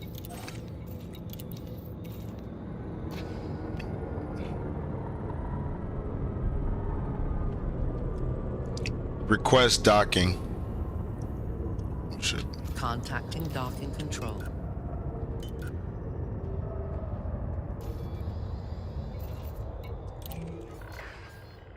Docking permission authorized. You may proceed to landing pad 08. And I think that's partly because of the foreshortened time frame that women have to contend with. Like, women have to get the major pieces of their life put together faster than men, which is also partly why men aren't under so much pressure to grow up. So because for the typical woman, she has to have her career and family in order pretty much by the time she's 35, because otherwise the options start to run out. And so that puts a tremendous amount of stress on women, especially at the end of their 20s. I think I take issue with the idea of the typical woman, because, you know, all women are different. And that's what I want to just put another quote to you from the book. Well, You they're say, different in some ways and the same in others. okay, you say women become more vulnerable when they have children. Oh, yes. And you talked in one of your YouTube interviews about crazy harpy sisters. So, Docking procedure simple completed. question. Is gender equality a myth? Is that something that's just never going to happen? It depends on what you mean by equality. No, Being if you treated mean fairly, men and women. getting the same Fuel, opportunities. Weapons, check. Fairly, we could get to a point where people were treated fairly or more fairly. I mean, people are treated pretty fairly in Western culture Request already, complete. but we could. But they're really not, though, are they? I mean, otherwise, why would there only be 7 women running FTSE 100 companies in the UK? Why would there still be a pay gap, which we've well, discussed that's at length? easy. That's easy. Why are That's women that at the question. BBC saying that they're getting paid illegally less than men to do the same job? Well, That's not fair, Well, is let's it? go to the first question. Those are complicated, major pieces of their life, or choosing careers that actually happen to be paid less, which women do a lot Sorry, of. I had to go back. But why shouldn't I'm women listening have the for right me. to choose not to Welcome on choose, in. or the right to choose those demanding They careers? do. Not They for you. can. Yeah, that's fine. But you're saying that makes them unhappy, by and large. I'm saying that. No, I'm not saying that. And I actually haven't said that so far. You're in the saying it program. makes them miserable. No, I at the said that beginning. what was making them miserable was having weak partners. That makes them miserable. Right. I would say that many women around the age of, I would say between 28 and 32, have a career family crisis that they have to deal with. And I think that's partly because of the foreshortened time frame that women have to contend with. Like, women have to get the major pieces of their life put together faster than men, which is also partly why men aren't under so much pressure to grow up. So because for the typical woman, she has to have her career and family in order pretty much by the time she's 35, because otherwise the options start to run out. And so that puts a tremendous amount of stress on women, especially at the end of their 20s. I think I take issue with the idea of the typical woman, because, all women are different. And that's why I want to just put another quote to you from the book. Well, You they're say, different in some ways and the same in others. okay, you say women become more vulnerable when they have children. Oh, And yes. you talked in one of your YouTube interviews about crazy harpy sisters. So, simple question. Is gender equality a myth in your view? Is that something that's just never going to happen? It depends on what you mean by equality. No, Being if you treated mean that fairly, men and women, getting the same opportunities?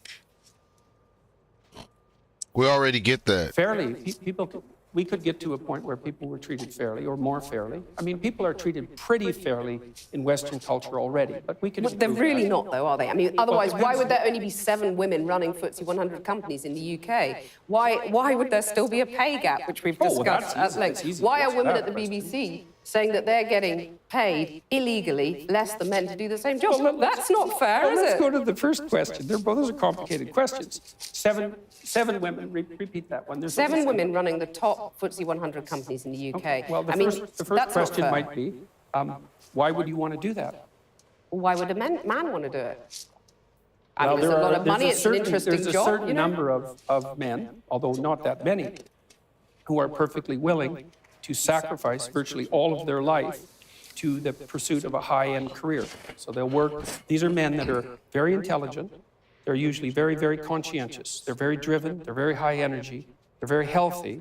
And they're willing to work 70 or 80 hours a week, nonstop, specialized at one thing to get to the top. So you're saying women are just more sensible. They don't want that because it's not a nice life. I'm saying that's part of it, definitely. And so I work So you for... don't think there are barriers in their way that prevent them getting to the top Oh, of there those are some companies? barriers, yeah, like men, for example. I mean, to get to the top of any organization is an incredibly competitive enterprise. And the men that you're competing with are simply not going to roll over and say, please take the position. So let me come back to my absolute question. all-out warfare. Is gender equality a myth? I don't know what you mean by the question. Men and women aren't the same, and they won't be the same. That doesn't mean they can't be treated fairly. Is gender equality desirable? If it means equality of outcome, then almost certainly it's undesirable. That's already been demonstrated in Scandinavia. Because in What do Scandinavia... you mean by that? Equality of outcome is undesirable. Well, men and women won't sort themselves into the same categories if you leave them alone to do it of their own accord. We've already seen that in Scandinavia. It's 20 to 1 female nurses to male, something like that. It might not be quite that extreme, and approximately the same male engineers to female engineers. And that's a consequence of the free choice of men and women in the societies that have gone farther than any other societies to make gender equality the purpose of the law. Those are ineradicable differences. You can eradicate them with tremendous social pressure and tyranny, but if you leave men and women to make their own choices, you will not get equal outcomes. Right, so you're saying that anyone who believes in equality, whether you call them feminists, call them whatever you want to call them, should basically give up because it ain't going to happen. Only if they're aiming at equality of outcome. So you're saying give people equality of opportunity, that's fine. Not only fine, it's eminently desirable for everyone, for individuals and for society. But still women aren't going to make it. That's what you're really It saying. depends on your measurement techniques. They're doing just fine in medicine. In fact, there are far more female physicians than there are male physicians. There are lots of disciplines that are absolutely dominated by women. Many disciplines. And they're doing great. So let me put something else to you from the book. You say the introduction of the equal pay for equal work argument immediately complicates even salary comparison beyond practicality for one simple reason. Who decides what work is equal? It's not possible. So the simple question is, do you believe in equal pay? well, I made the argument there. It's like it depends on So who you don't defines believe it. in equal pay? No, I'm not saying that at all. Because a lot of people listening to you will just say, I mean, are we going back to the dark That's ages? because they're actually here? not listening.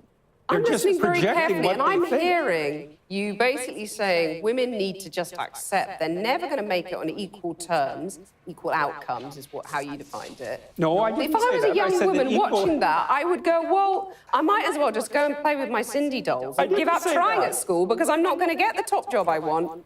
Because said there's that someone e- sitting there saying it's not possible, I and it's said not that desirable, equal it's going to make outcomes you aren't miserable. desirable. That's what I said. It's a Yeah, bad it's not social desirable. goal. I didn't say that women shouldn't be striving for the top or anything like that, because I don't believe that for a second. Striving for the top, but you're going to put all those hurdles in their way, as has been in their way for centuries, and that's fine. You're saying that's fine. No, I really The think that's- patriarchal system I really is think just that's fine. silly. I do. I think that's silly.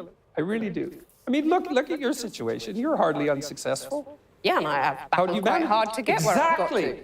Good So for that's you. okay. Battling is good. This is all It's about the inevitable. fight. But you talk about men Why fighting. I mean, let me wouldn't just you- put another thing to you from the book. Why You're wouldn't saying you have to real. battle for a high-quality position? Well, I notice in your book you talk about real conversations between men containing, quote, an underlying threat of physicality. Stop. He straight asked her. Exactly.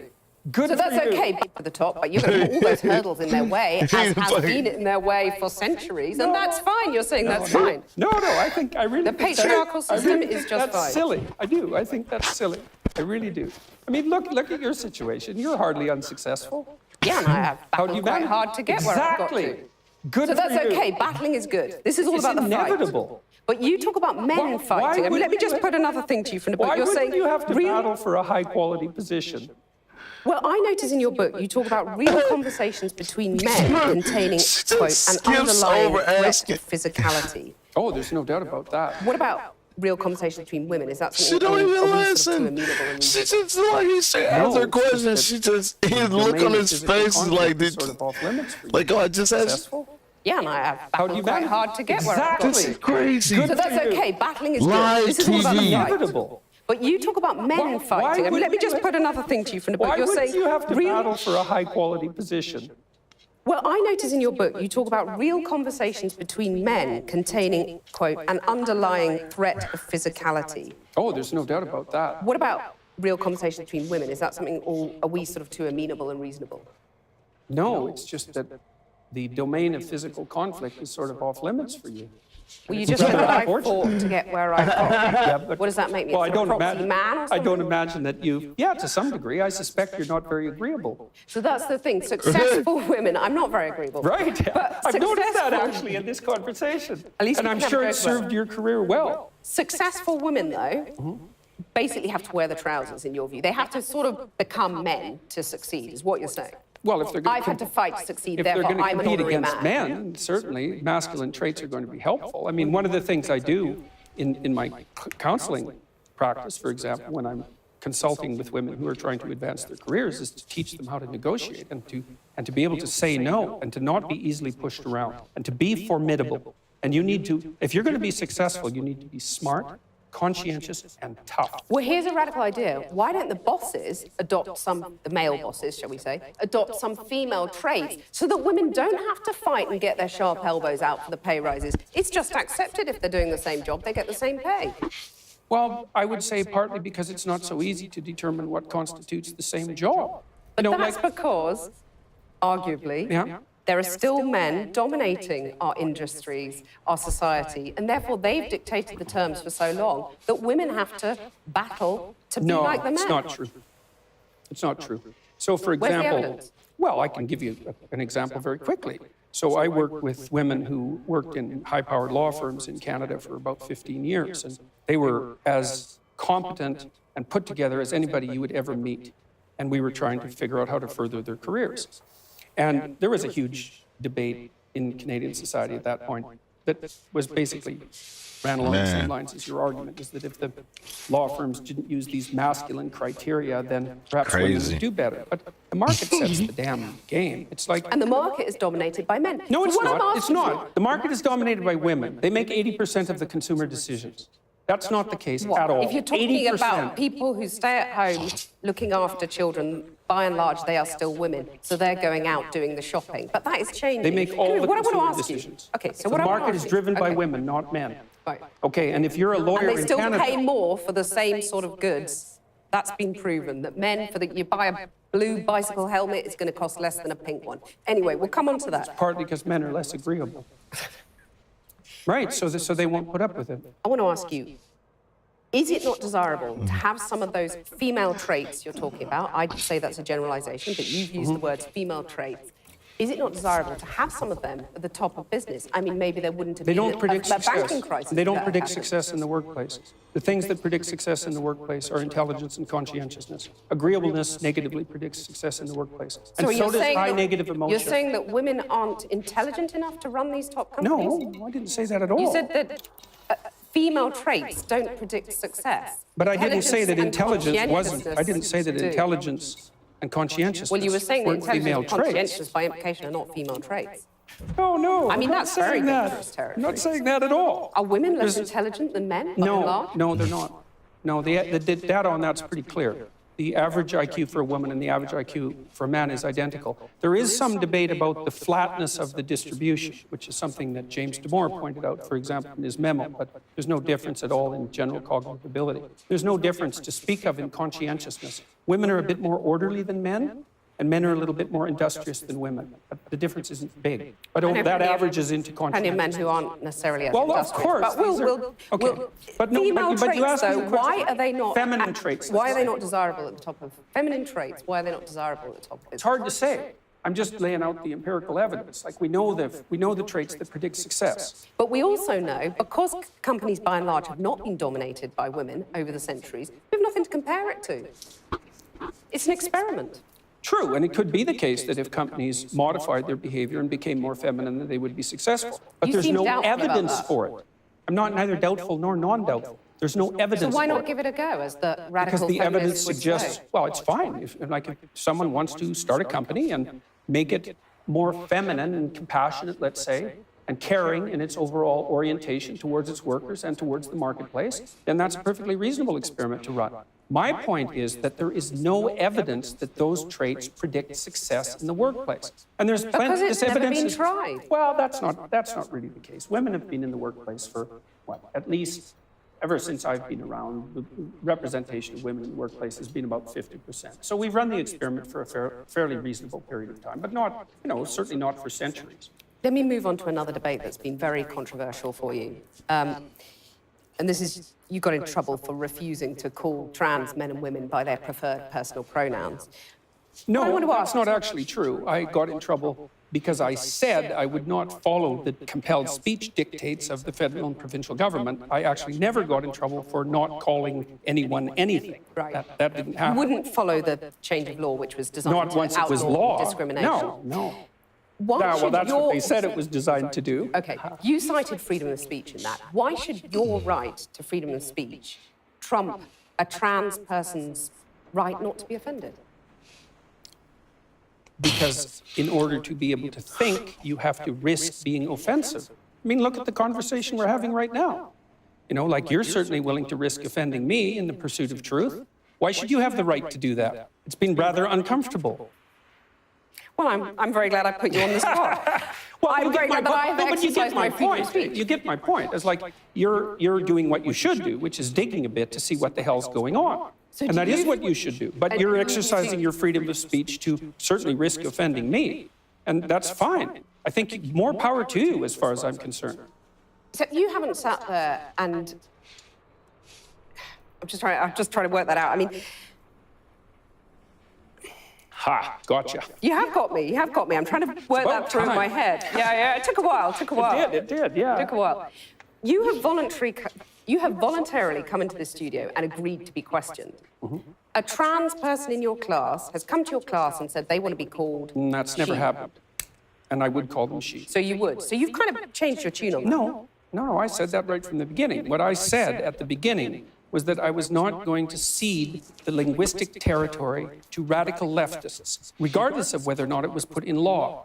That's what I said. And then the people who came after me said, oh, you must be transphobic and you'd mistreat a student in your class. It's like, I never mistreated a student in my class. I'm not transphobic, and that isn't what I said. Well, except you've also called trans campaigners authoritarian, haven't you? I mean, isn't that Well, only grossly in the insensitive? broader context of my claims that radical leftist ideologues are authoritarian, Yes, which but they are. You're saying someone who's trying to work out their gender identity, who may well have struggled with that, had quite a No tough doubt time over the struggled years. with it, yeah. You're comparing them with, Chairman Mao, who No, just the saw the activists. deaths of millions of people. Well, Just the even if the activists. activists, they're trans people too. They have a right to say these things. Yeah, but they don't have Isn't a it right to grossly speak for their whole insensitive community. To compare them to Chairman Mao, or Pinochet, Augusto Pinochet. I mean, this is grossly insensitive. Isn't I it? didn't compare them to Pinochet. Well, I did compare them to he was an Mao. authoritarian. He was a wasn't he? right-winger, though. I was comparing them to the left-wing totalitarians. And Okay, I do believe they are left-wing Mao, totalitarians. Under Mao, millions of people died. Right. I mean, there's no comparison between That's- Mao and a trans activist, is there? Why not? Because trans activists aren't killing millions of people? The philosophy that's guiding their utterances is the same philosophy. The consequences are... Not yet. You're saying that trans activists No. could lead to the deaths of millions of people? What No, they're I'm doing- saying that the philosophy that drives their utterances is the same philosophy that already has driven us to the deaths of millions of people. Okay, tell us how that philosophy is in any way comparable. Sure, that's no problem. The first thing is that the philosophy presumes that group identity is paramount. That's the fundamental philosophy that drove the Soviet Union and Maoist China. And it's the fundamental philosophy of the left-wing activists. It's identity politics. It doesn't matter who you are as an individual, it matters who you are in terms of your group identity. You're just That's saying these murderous. things, though, to provoke, aren't you? I mean, Not you a are bit. a provocateur. I never said You're like anything. the alt-right that you hate to be compared to. You want to stir things up. I'm only a provocateur insofar as when I say what I believe to be true, it's provocative. I don't provoke. Maybe for You don't humor, set out to now and provoke. then. I'm not interested in provoking. But what Not about in the thing least. about, fighting and the lobster? Tell us about the lobster. Well, that's quite a segue. Well, the first chapter I have in my book is called Stand Up Straight with Your Shoulders Back. And it's an injunction to be combative, not least to further your career, let's say, but also to adopt a stance of ready engagement with the world and to reflect that in your posture. And the reason that I write about lobsters is because there's this idea that hierarchical structures are a sociological construct. Man, I can sit and of listen the to certain Western this shit all day. And that Let me is so stop. untrue that it's almost unbelievable. And I use the lobster All right, as let's an try to example go on back because and the find it lobster- again, shall we? divulged from lobsters in evolutionary history about 350 million years ago, common ancestor. And lobsters exist in hierarchies, and they have a nervous system attuned to the hierarchy. And that nervous system runs on serotonin, just like our nervous systems do. And the nervous system of the lobster and the human being is so similar that antidepressants work on lobsters. And it's part of my attempt to demonstrate that the idea of hierarchy has absolutely nothing to do with sociocultural construction, which it doesn't. Let me just get this straight. You're saying that we should organize our societies along the lines of the lobsters. I'm saying that it's inevitable that there will be continuity in the way that animals and human beings organize their structures. It's absolutely inevitable. And there is 1/3 of a billion years of evolutionary history behind that. Right? That's so long that 1/3 of a billion years ago, there weren't even trees. It's a long time. You have a mechanism in your brain that runs on serotonin that's similar to the lobster mechanism that tracks your status. And the higher your status, the better your emotions are regulated. So as your serotonin levels increase, you feel more positive emotion and less negative emotion. So you're saying, like the lobsters, we're hardwired as men and women to do certain things, to sort of run along tram lines, and there's nothing we can do about it. No, I'm not saying there's nothing we can do about it, because it's like In a chess game, right, there's lots of things that you can do, although you can't break the rules of the chess game and continue to play chess. Your biological nature is somewhat like that, is it sets the rules of the game, but within those rules you have a lot of leeway. But the idea that, one thing we can't do is say that hierarchical organization is a consequence of the capitalist patriarchy. It's like, that's patently absurd. It's wrong. It's not a matter of opinion. It's seriously wrong. Aren't you just whipping people up into a state of anger and Not at all. Divisions between men and women? You're stirring people up. You know, you have any critics of you online get absolutely lambasted by your followers. And by me, generally. Sorry, your critics get lambasted by you. I mean, If isn't they're that academics, irresponsible? not at all. If an academic is going to come after me and tell me that I'm not qualified and that I don't know what I'm talking about, So like, you're it's not going to say seriously to your not the followers same. now, quit the abuse, quit the anger. Well, we'd need some substantial examples of the abuse and the anger before I could detail that question. There's a lot of it out there. Let's take a more general perspective on that.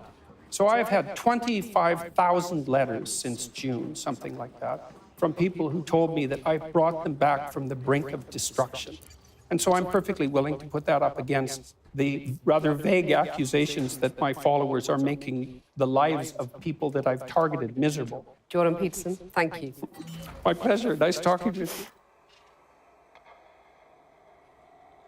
I'm gonna get another one in, one more, and then I'm out to bed. Y'all got me for at least half an hour, 40 minutes.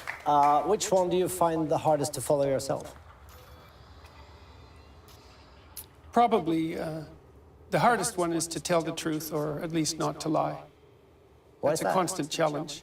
Well, because it's easy to use your speech in a way that pays off in the short term, and it's difficult to contend with the conflict that's inevitable if you try to do things in a straightforward manner, because that produces short-term conflict. It produces long-term peace, which is a huge advantage, but it's very tempting in the short term to circumvent the problem and pretend that it's not there.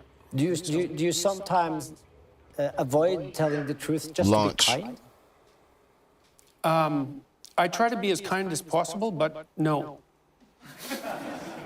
Good. I'm tempted to, because I'm fundamentally in agreement.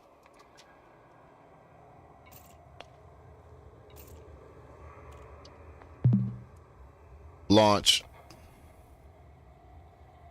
Affirmative. Stand by.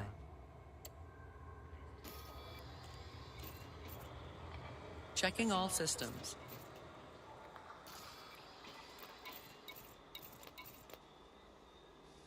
Repairs, fuel, weapons, check.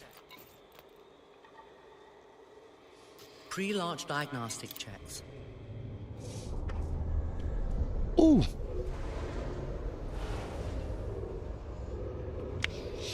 All systems ready to go. Hopefully when I get back out there, there's some. Standing by for launch.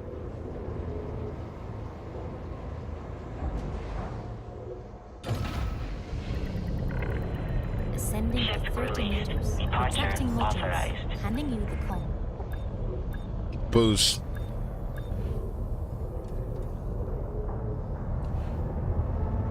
FSD drive engage. Engage FSD drive. Would you like me to clear the area and prepare That's the a jump? negative. Yes. Afterburners engaged. Transferring power to engines. Distancing. Stand by. Oh my God. Charging FTL drive.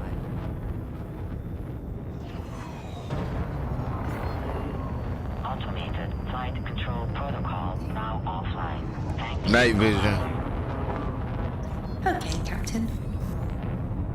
Charging Super Cruise drive.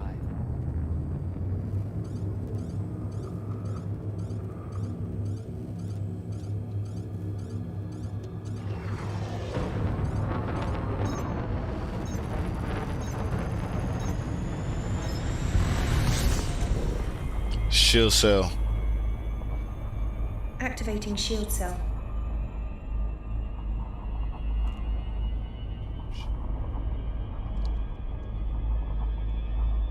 Shield cell.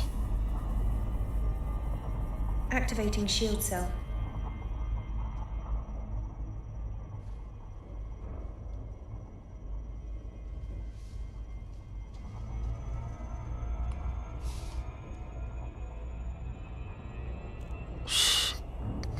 Wow. I'm leaving the planet straight up anyway, so... Accessing now. Eden? Microscopium is a small constellation in the southern sky, defined in the 18th century by Nicolas Louis de Lacaille. Its brightest star is Gamma Microscopii, of apparent magnitude 4.68.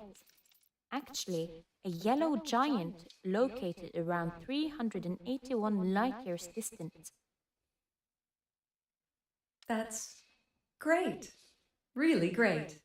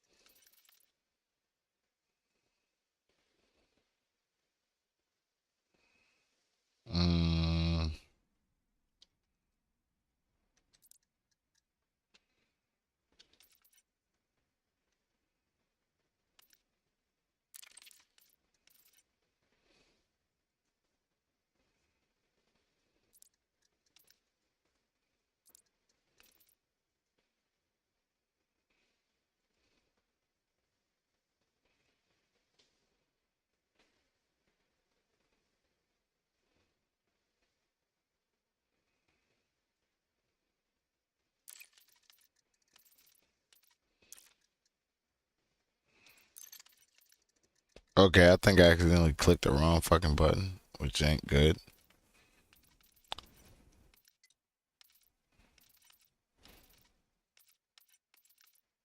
Okay.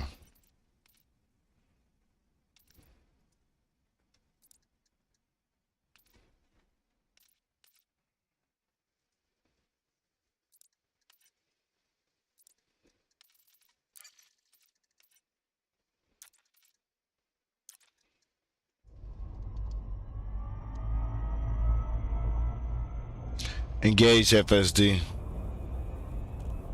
Frame shift active.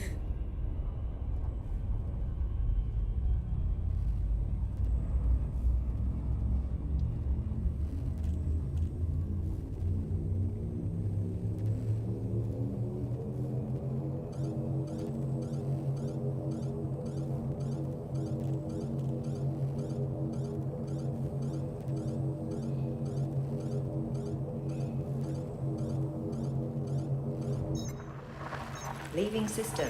So long, skirt. Hyperspace velocity. Agreeable person, surprisingly enough. But I'm convinced that She goes, it's better to face things when they need to be faced and to get to the bottom of things, even though that's...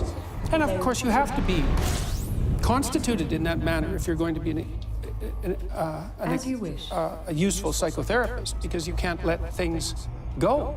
They have to be dealt with, just like they have to be dealt with if you're a medical professional. It's unpleasant to tell someone that they have an illness.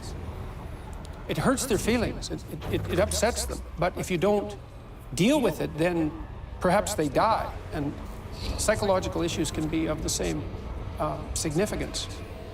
You talk sometimes about weak men. Why are weak men such a problem? Well, weak people are a problem in general. And I don't mean physically weak, I mean cowardly, let's say, and deceitful, because I'm thinking it more in terms of moral weakness. Well, there's a variety of reasons. First of all, if you can't support your own weight, let's say, then someone else has to do it. And that's not good.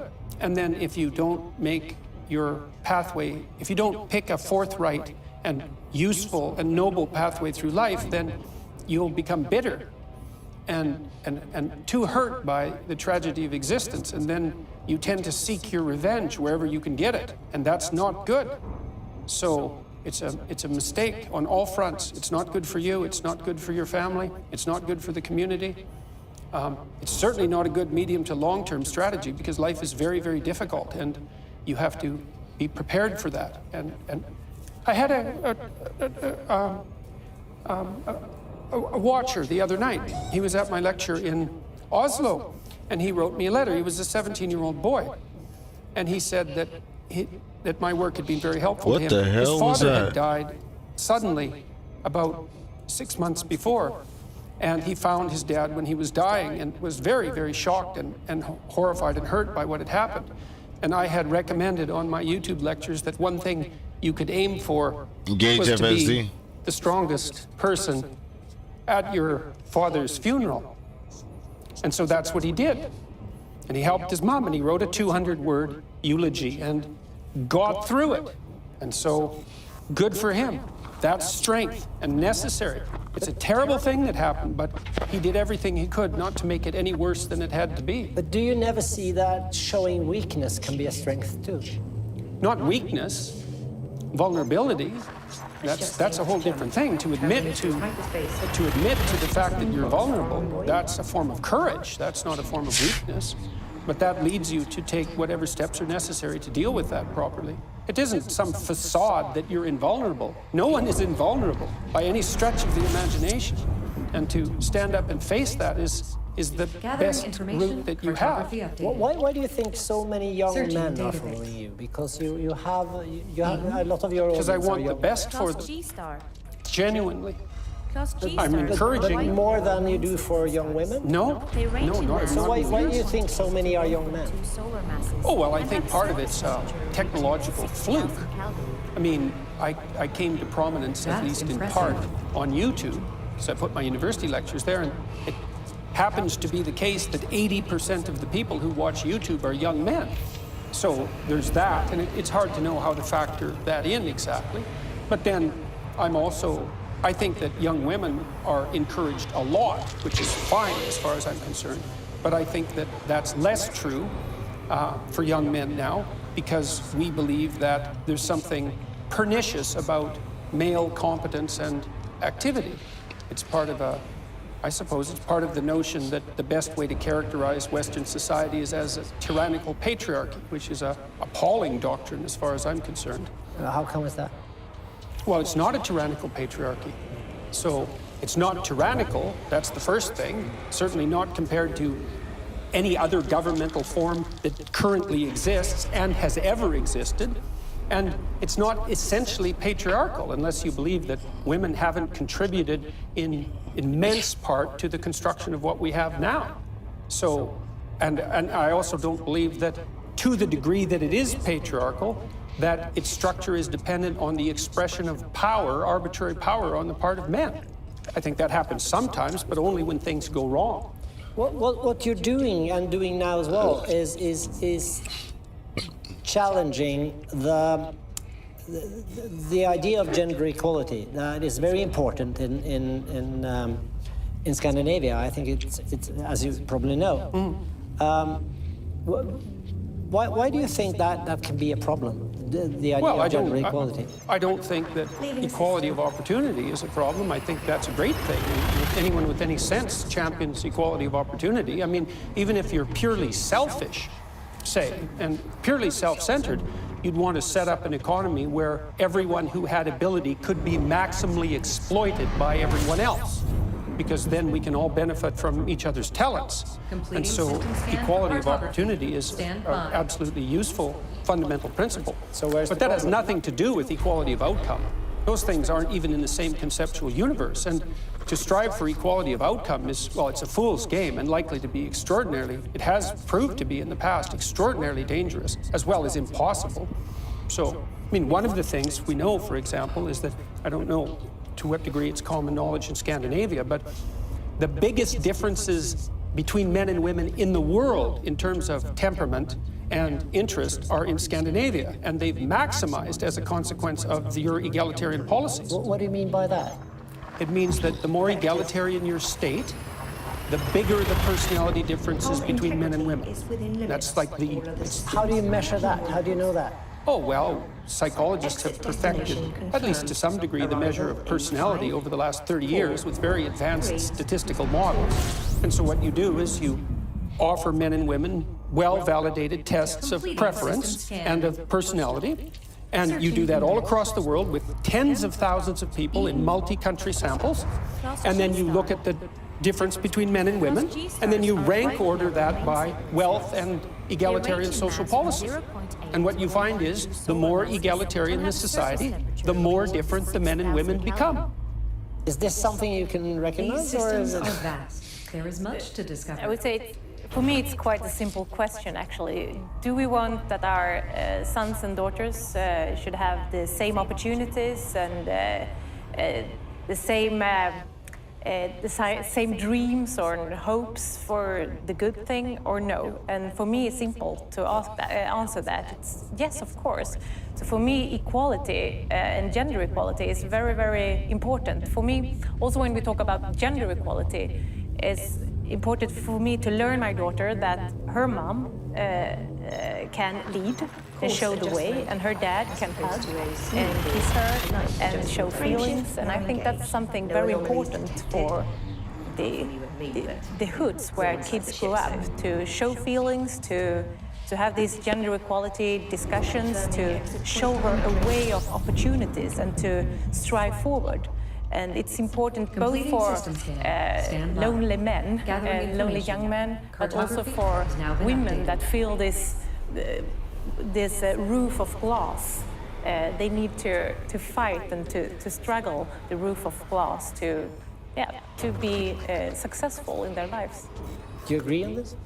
I think that equality of opportunity is a perfectly reasonable proposition. I mean, I have a daughter and a wife. I do everything and many female clients who I've consulted with and helped, and in many cases helped accelerate the development of their career tremendously. It's obviously of great utility to encourage forward striving in young people and people in general. That's not the issue in the least. The issue is the outcome. Yeah, well, and why do you think the outcome, and these countries where the outcome is more equal, why do you think that leads to a bigger difference?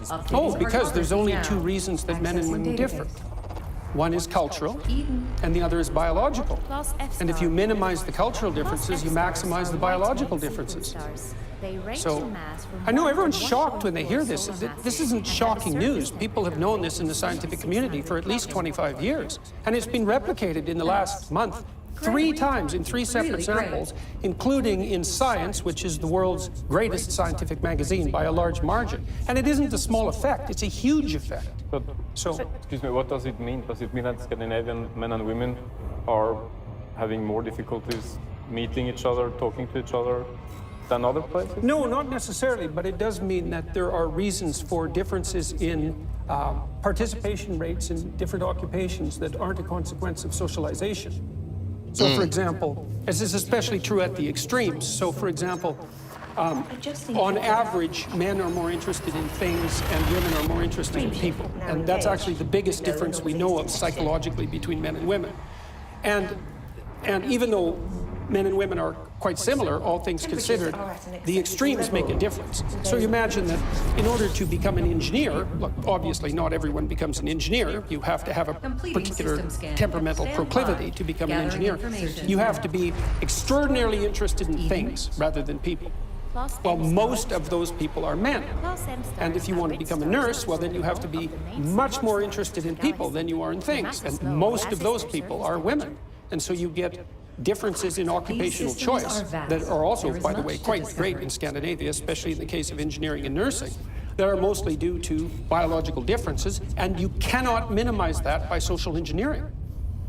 So, and it's not a bad thing. Like, look, one of the things you want to ask yourself is that what is the purpose of setting up a society that offers maximal equality of opportunity?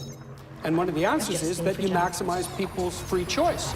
And if you maximize free choice, then you also maximize differences in choice between people. And so you can't have both of those. But of course it will have differences in choice, of course, because we are human beings. But I can't see why it differs between me and Skavlan, for instance. But of course it differs in biological things, but not in choices, because I think more how we raise them, how we live, education, a sort of culture, attitudes form a human being, whether or not they are a girl or a boy when they grow up. That's impressive. If I raise my daughter to become a leader, to be self-confident, to have a high education, for instance, I think she will have a good platform to become a civil engineer, to become a CEO of a company, or to become a nurse. Well, that is what people who think that the differences between people who are primarily culturally constructed believe, but it's not what the evidence suggests. Okay, we don't agree on that. No, but the other thing I should say about this, what's necessary to understand about this is this is not a contentious issue among informed scientists. Data for cartography. We've known this for 25 years. And so, and it's a perverse effect. No one expected it. Why do you talk then about, you talk about chaos? I mean, is what we're experiencing now chaos? Your book is called An Antidote to Chaos. What is the chaos? Well, I think the chaos is the uncertainty that so many people feel about the meaning of life and about their position in the world. That's fundamentally what I was aiming at. And what I'm trying to do in my online lectures and with my book is to provide people with a guideline to meaning. So one of the points that I make in my lectures, for example, is that we actually have a biological instinct for meaning that orients us in the world. And that instinct manifests itself when we place ourselves in a position in the world where we're competent, where what we're doing is working, so that we're not too terrified and anxious, but also while we're simultaneously advancing ourselves and improving our ability to cope with the world. So, for example, if you watch an athlete, a high-level athlete, who's at the peak of his or her performance, you see someone who's extraordinarily practiced at what they're doing and has developed the expertise necessary to do it. But then you also see them push themselves on that developmental edge to make themselves just that much better. And that function is associated with an intrinsic sense of meaning. And whenever you see anyone manifest that, you are automatically drawn to it. You see that when an actor pushes him or herself beyond their limits. You see that when someone speaks extemporaneously and manages it extraordinarily well. And I'm trying to help people understand that this meaning is a true phenomenon. It's not a secondary thing. And also to point out that most of the time, that meaning is associated with the adoption of responsibility, which is also something that people don't understand. But part of the chaos is that the rules are so hard to see. There aren't that obvious rules anymore. Well, part of the chaos is that we're transforming our landscape socially, culturally, technologically so rapidly that it's hard for people to gain footing. And so it destabilizes us. Is this the world you recognize? Isn't the real problem that quite a lot of men, and also young men, are struggling to deal with the fact that women now are more in control of their lives than earlier? I don't think that's the problem. I think the problem is that TLAC Bravo, Romeo Uniform. We look forward to receiving you at the station, Commander. Please follow docking procedures and enjoy your visit. Landing permitted. Set down the idea that the West is a patriarchal so rapidly that it's hard for people to gain footing. And so it destabilizes us. Is this the world you recognize? Isn't the real problem that quite a lot of men, and also young men, are struggling to deal with the fact that women now are more in control of their lives than earlier? I don't think that's the problem. I think the problem is that the idea that the West is a patriarchal tyranny is rapidly translated into the idea that young men who strive forward are to be regarded with suspicion because they're doing nothing but manifesting the same sort of tyrannical power that has kept women oppressed for the last 2,000 years.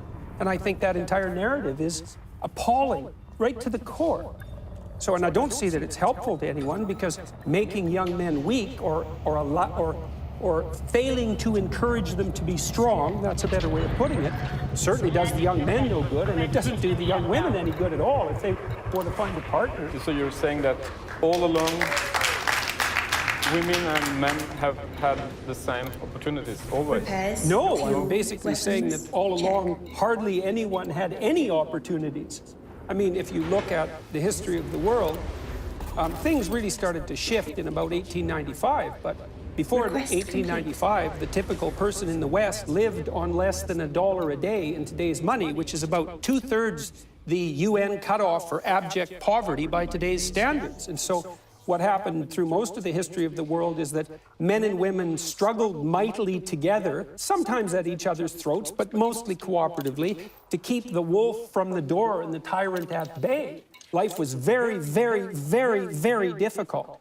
And the fact that we survived it all meant that fundamentally we cooperated despite the fact that we're rife with stupidity, ignorance, and malevolence. But what's so terrifying with gender equality? Nothing. The purest.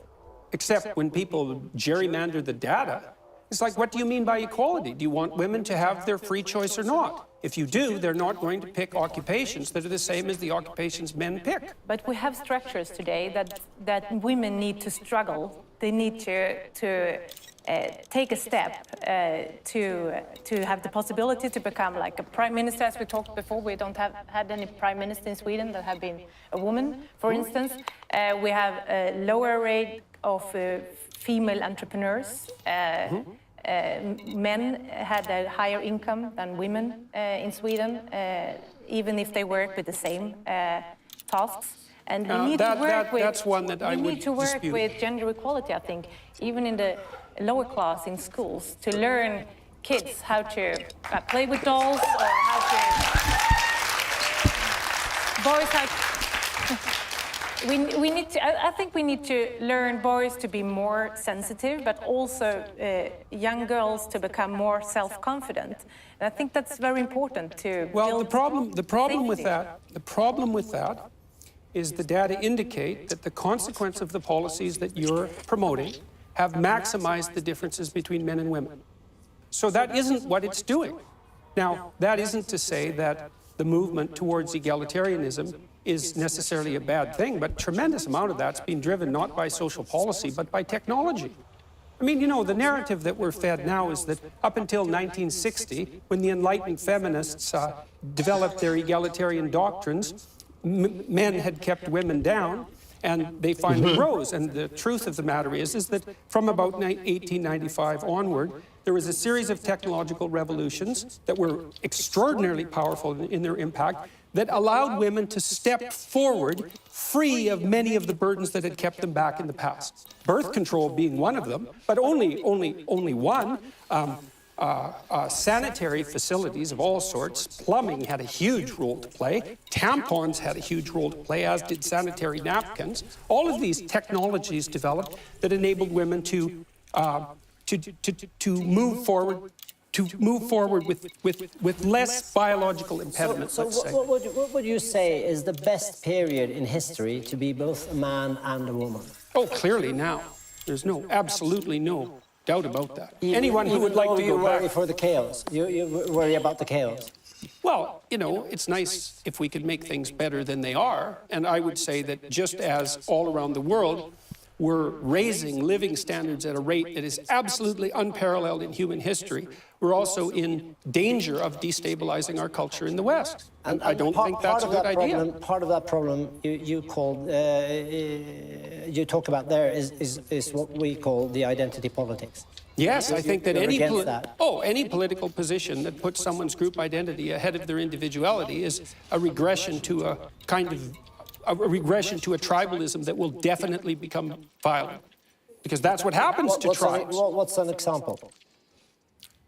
You mean of identity politics playing that role? Yeah. Well, it happens every time people divide themselves into tribal groups. I mean, what we're trying to do to make peace is to bring people under the rubric of something approximating a single identity, a shared identity. And I mean, the evidence that people fight in tribes, that's the entire evidence of the human race. And the farther back you go in time, and the smaller the tribal groups become, the higher the rates of inter-tribal warfare and the higher the rates of homicide. And this, you talking about this is part. I think it's part of why you also are. People feel some kind of ambivalence towards you also. I mean, we call it controversial from time to time.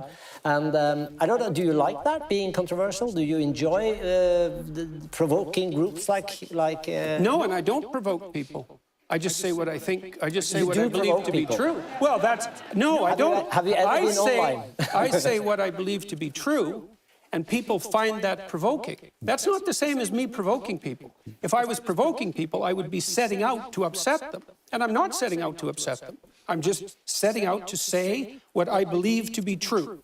And I'm a very... So you're following the rule we talked about? Yes, and when I'm talking about gender issues, for example, and personality, that's actually one of my fields of expertise. I know the literature, and it says exactly what I said it says. And as I said as well, it's been replicated 3 times in the last month. The London Times came out 3 weeks ago and said that the finding that gender differences maximize as egalitarian policies are developed is now one of the most solidly grounded findings ever produced by social scientists. So, you know, you can make of that what you want. It's not something that I particularly enjoy. It just happens to be the case. So what are the fake news about Jordan Peterson?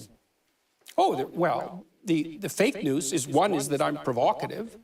The other is that I have a right-leaning or a particularly conservative agenda, and the mere fact that I oppose radical leftists... You are a conservative at heart, aren't you? Not particularly. I don't have the temperament for it. So, for example, conservative people tend to be low in trait openness, which is associated with creativity, and I'm very high in trait openness. And so, temperamentally, I'm not much of a conservative at all. And people who knew me, people who come to my house, would certainly not think that I was a conservative person. So, or if they saw the breadth of my ideas, I'm also very entrepreneurially minded, which also is not associated with conservatism. I am a great skeptic of well-meaning attempts to adjust large social systems on the basis of ideology. But that doesn't make me conservative. It just makes me educated social scientist. So when are you provoked yourself? When am I provoked myself? Oh, being called a Nazi I find somewhat provoking. That, I think, one of the most absurd days... No, certainly not. One of the most absurd days in my life in the last 2 years, and there's been plenty of them, was a day probably 3 months ago where I was accused by one magazine in the UK of being a Jewish shill and another magazine in the United States of being an alt-right Nazi. I thought, well, that's it. I pretty much covered both ends of the insult spectrum. It's like, yeah, that's right. So you can average that out to 0, I suppose. So... I find that somewhat provoking, but you know, you take the good with the bad, and I'm not complaining about it.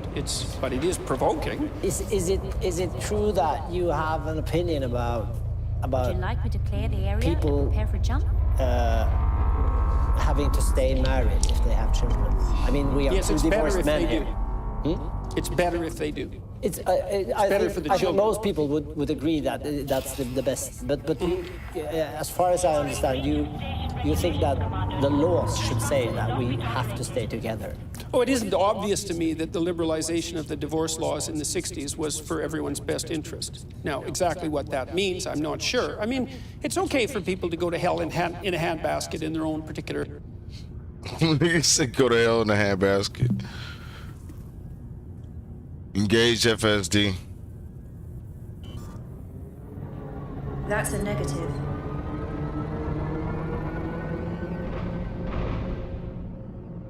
Again. Engage FSD. Frameshift drive engaging.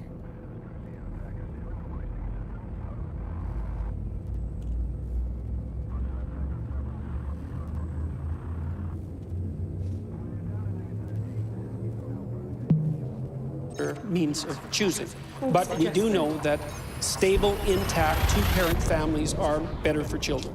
So, you know, it depends on who you put first. And look, I'm not saying that everyone who's got divorced is reprehensible. I understand that life is very difficult and that it's a very hard thing to maintain a relationship over a very long period of time. But it's not obvious to me that we're better off for the additional plethora of choices. So we'll see. But isn't that an individual choice and not something the law should decide? Well, it depends to some degree on whether the law should advocate for children. I mean, children really can't speak for themselves, can they? They need some authority to speak for them. And so we do know, like the data, for example, on child welfare indicates it's crystal clear that children from intact two-parent families do better on virtually every measure that you can possibly imagine. So what are we supposed to make of that? It's irrelevant? It's like maybe the rule should be if you don't have children, then no problem. Divorce is no problem. But if you have children, and plus, it's not like divorce solves the problem with regards to your relationship with your ex. It often produces a whole boatload of problems that you didn't expect. So, but I'm not advocating draconian measures to keep people together who don't want to be together. That horse has already left the barn. Should there be an age limit on the children where you can divorce, or? Well, the older the children are, the less effect it has on them. So, you know, and So at some point they're not children. What's the ideal age then? For divorce? Yes. 45, something like that. I don't know. I don't know what the ideal age is. What about when you were a kid yourself? Who was your masculine role model? I think I had a number of them, but it would primarily have been my father and some of my friends, because peers play an important role in development, especially after the age of about 4. But I would definitely say it was my father. And how would you describe his masculinity? Well, to your point, he spent a tremendous amount of time with me when I was a kid. And they're very fond memories as far as I'm concerned. Like when I was very young, 2 and 3, my dad would come home from work and he spent an hour and a half with me a night for a long time, teaching me to read, which has been of inestimable benefit with me. And he did many things with me. You know, we hunted and trapped and canoed and fished and he was a harsh guy in many ways. He was a disciplinarian in some sense, but he was very honest and very good craftsman, and so I learned a lot about trying to conduct yourself in a respectable manner from him. So were you a tough kid, or were you a careful kid, or what kind of kid were you? I guess it depends on what you mean by tough. No, I don't think if you would have met me when I was a kid, you would have thought I was tough. I'm kind of a tender-hearted character, and I was skipped a grade, and I was small for my age, and so I certainly wasn't physically tough in the standard sense. Because I was small and because I'd been put ahead of grade, I was never particularly facile at sports, and that was kind of a problem. I did something about that when I got older, but I hung around with tough kids, but that was partly because most of the kids that were in the town I grew up in were either tough kids or were sort of off the radar entirely. And maybe that was a certain amount of compensation. I could defend myself verbally fairly well, but that tended to get me hung up by my shirt collar in closets and played catch with on the stairs and that sort of thing in junior high. So, is it like? Do you come from an environment where weakness was a bad thing, where self-pitying was a bad thing? Where self-pitying was a bad thing, I would say yes. I come from that background, but that was par for the course, I would say, when I grew up. And I mean, where I grew up, it was still a frontier place in some sense. You know, my town was only 50 years old, and people were essentially self-reliant to the degree that that was possible. It was certainly the case within my family on both my mother and father's side. And the idea was, but this wasn't particularly, what would you say, unique to my family. You know, the ethos was feeling sorry for yourself isn't going to be of much utility. You should get out there and do what you can do. And straighten your back. yes, if you can do that. And I got lots of encouragement from my parents, from both of them. Certainly, I have a very good relationship with my mother, who I loved very much. And we shared a sense of humor, which was lovely. And my dad, although he was a harsh taskmaster, also was very encouraging to me in that he believed that I could do whatever I put my mind to. And he helped instill that conviction in me in a manner that I hope wasn't and isn't too, let's say, narcissistic.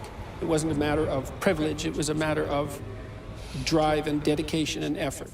And so that was one of the things that's so sad about what I'm doing. You know, I'm going all around the world and I'm talking to many, many people. I've talked to about 250,000 people in the last 6 months, and I offer encouraging words, you know, that I believe that people are stronger than their misfortunes. I believe that if you turn around and confront the vulnerability that's part and parcel of life, you'll find within yourself a strength that will transcend that. And I believe that not only to be true, but supported by the best clinical evidence. And that it's important for lost young people, male and female alike, to develop a vision and take on some responsibility and understand that they have a vital role to play in the world, that the lack of their best hurts everything. And I think that's true. And the sad thing is that there's very many people who have not heard an encouraging word in their life. And it takes so little to encourage them that it's rather tragic. You know, I have people come up to me, and I mean all, and by all the time, I mean many people every day in the lectures and on the street who tell me, I was in a bad place, I was struggling, I've been watching your lectures, I've been reading your book, I put my life together, I'm trying to be responsible, tell the truth, things are way better. Thank you. And so that's, can't get any better than that. So, and that's... Completing system scan. That's that. Can I just come back to the divorce question? What is the best situation? To tell your children, we don't love each other anymore, but we're going to stay together for your sake, so that you'll have a semblance of a happy family life? Or to say, I'm sorry, this doesn't work, we'll continue to love you, but we'll part and we'll love you the rest of our lives, and maybe we even can be happy on our different sometimes, often, you have to make the best of a bad lot. You know, I mean, sometimes the best possible choice isn't there in front of you. And I would say, well, it's generally up to each person to decide under the circumstances which of those pathways forward which would be likely to cause the least amount of misery. Well, you know, for you, for your wife, for your kids, you know, you have to balance all of that out. That's not an easy thing to do. I would also say that by the time it comes to the point where you're divorcing, all you may have left are one of two suboptimal choices. And you know, so part of what I do as well is to try to lecture about what sort of interactions might facilitate a marriage such that it's less likely to end up in a situation like that. Now, sometimes people have irreconcilable differences, and there's nothing that can be done about it. But often, people are not good at negotiating, partly because they won't admit what they want, because then they know if they're not getting it. They make their criteria for failure clear, and that frightens them, so they keep themselves vague.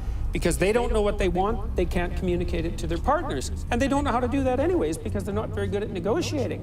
And then they avoid conflict, and so then the conflict, because when you avoid conflict, all you do is store it up for the future. And, you know, I've seen lots of people on the brink of divorce and in horrible marital situations, horrible family situations, and, you know, they have 25,000 disputes that haven't been settled. And at that point, it's like,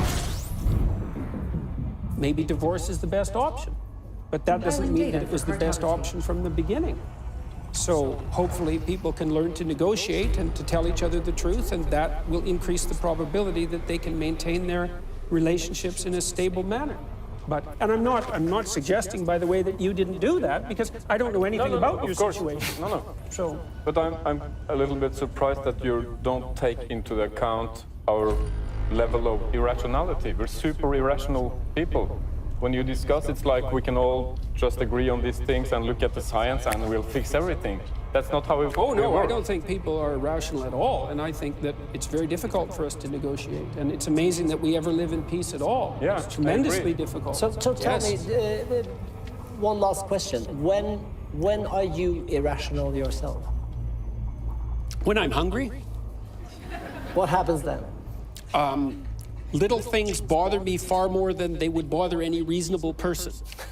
So that's, and I would say, if you find that you're irrational like that frequently, one of the things you might try is to eat something. And you have a peculiar diet. You have your own. You could say that again, yes. What is it? What's the? Well, there seems to be some sort of autoimmune condition in my family, and some of it's also reflected in my wife's family, unfortunately. And the culmination of that was that my daughter had an extraordinarily serious set of autoimmune dysfunctions that caused her an endless amount of misery and destruction.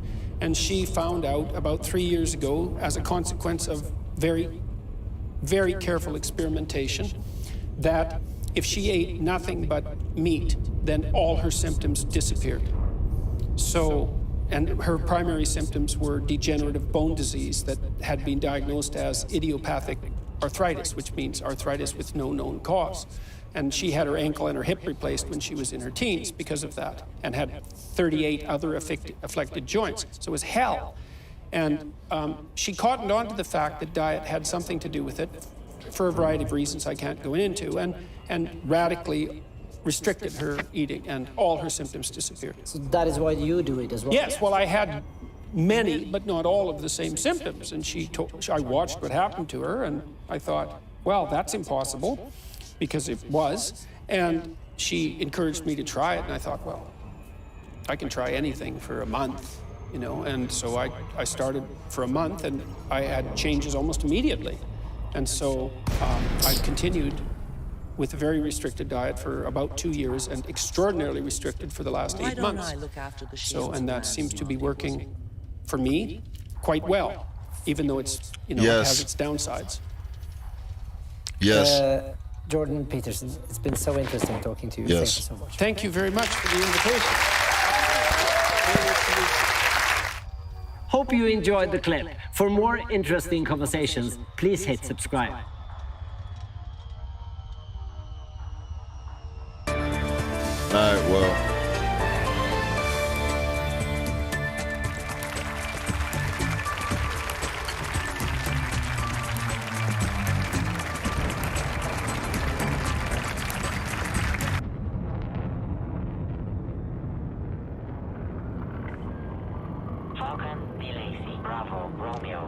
Auto dot.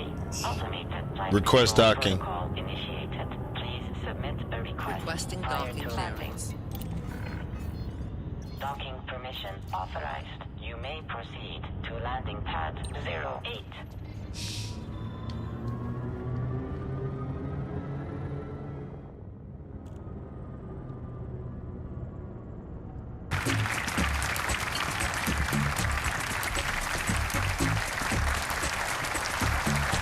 Yeah, about to definitely get off here. From Melbourne, I'm Tony Jones, here to answer your questions tonight. Unlock this Political and military engineer. advisor turned author, Catherine McGregor. Canadian author Jordan Peterson, whose 12 Rules for Life and Stand Against Political Correctness made him a philosophy rock star. Labor frontbencher Terry Butler. The federal government's Special Minister of State, Alex Hawke, and writer, activist and Twitter queen, Van Badham. Please welcome our panel.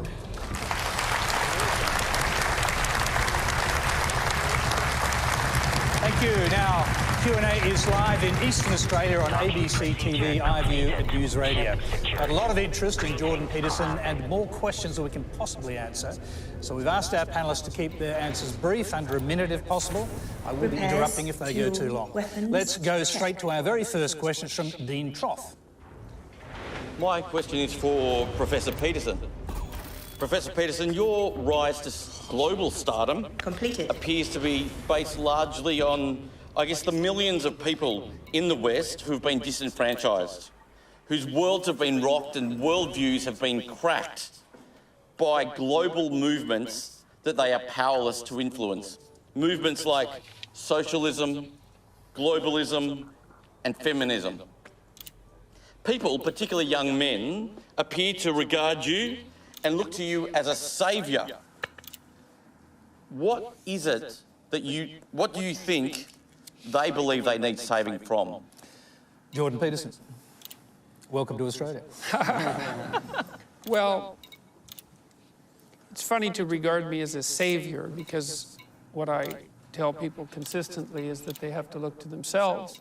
And it's not because I believe that people are in full control of their lives. You know, we're all subject to bad breaks and sometimes to terrible luck, but your best bet is to do what you can to take care of yourself properly, to treat yourself like you're someone responsible for helping, which is rule 2, by the way.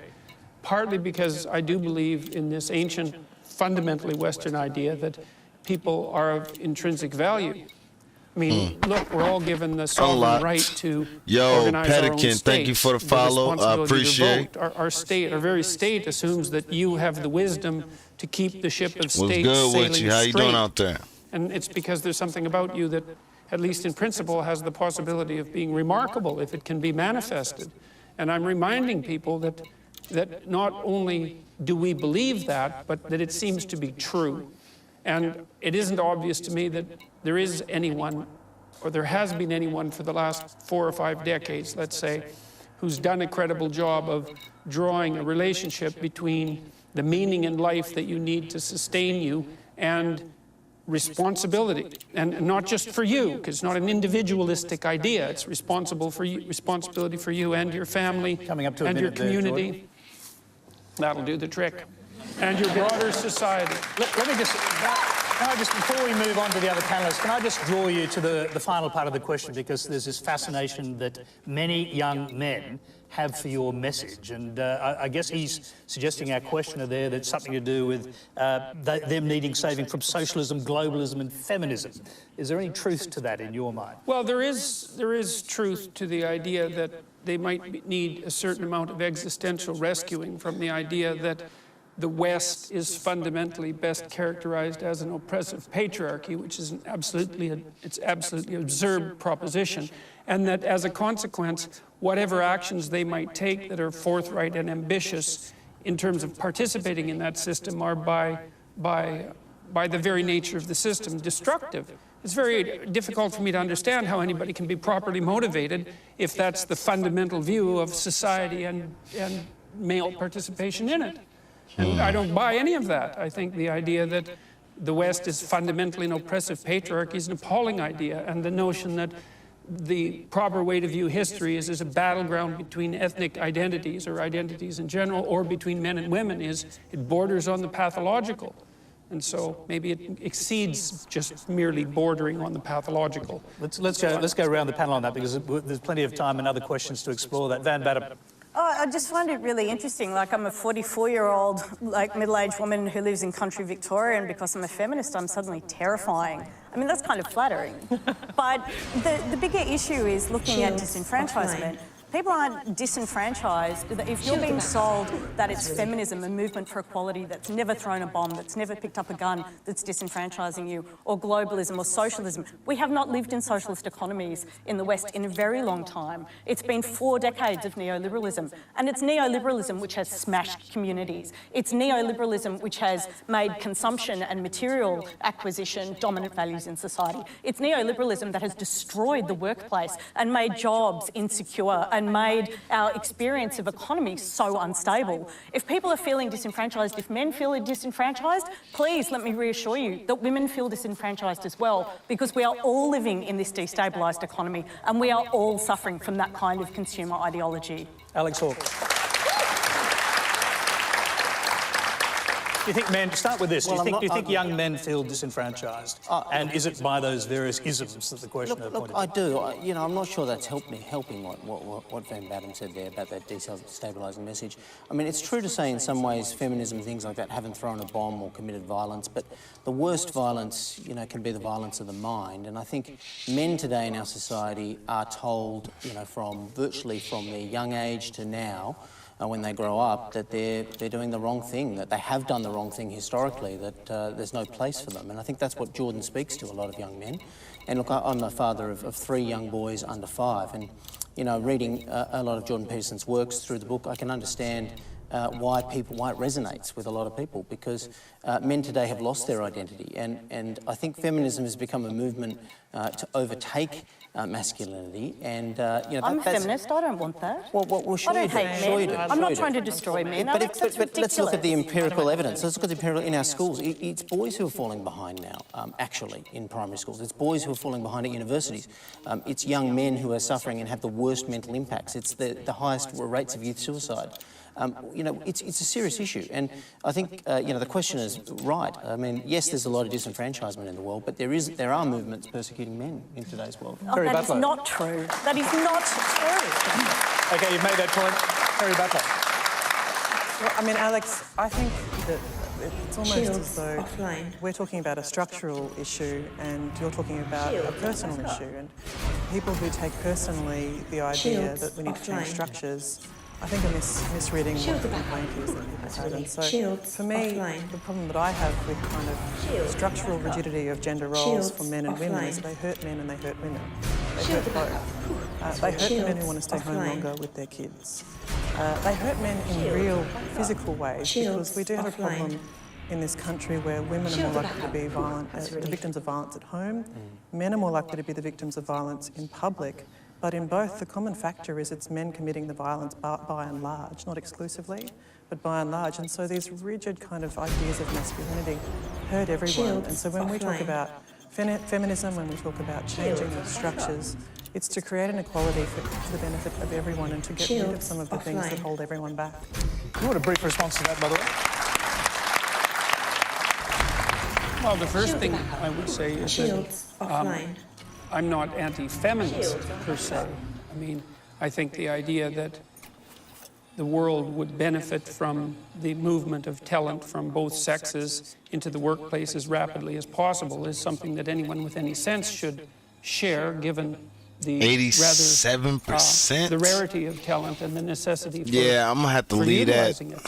I do stand by my original statement, though, that there's a Definitely brand of more radical next feminism session is gonna be some that insists material that gathering. Our culture is best characterized as an oppressive patriarchy, and I think that, first of all, that's an appalling sociological doctrine, and I think it has very negative psychological effects. And they won't be limited to men, because if it's true that there's something toxic, let's say, about masculinity per se, what that will inevitably mean is that as women adopt more masculine roles, traditionally, what is that toxicity somehow going to go away? But that's a straw man, because no one says there's anything toxic about masculinity per se. What do you mean no one says that? The term exists. No, how is that a straw man? Well, where did the term come from? It's a phrase that's used about forms of masculinity that are harmful to men and women. It's not about masculinity per se. You must know that. I read the American Psychological Association guidelines for the treatment of boys and men, and I know perfectly well that this is no straw man. And it's not only devoted towards what you might describe as the more aggressive ends of masculine behavior. It's aimed at masculinity in a much broader range of. There's a much broader range of accusations that are under the surface than that. And so I don't see in what way at all it's a straw. Okay, I'm just going to pause that argument for a second and go to Catherine McGregor. And Catherine, I mean, you've lived on both sides of the gender fence. So what are your thoughts on these issues? And then just get back to the question that was raised. I don't know whether that qualifies me or disqualifies me, frankly.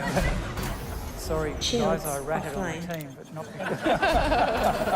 not for any sociological reasons, intensely personal. I gather we might address that. Shield the back up. Look, I'm not entirely out of sympathy with Jordan's critique. I'm the oldest person on this panel, though. In my lifetime,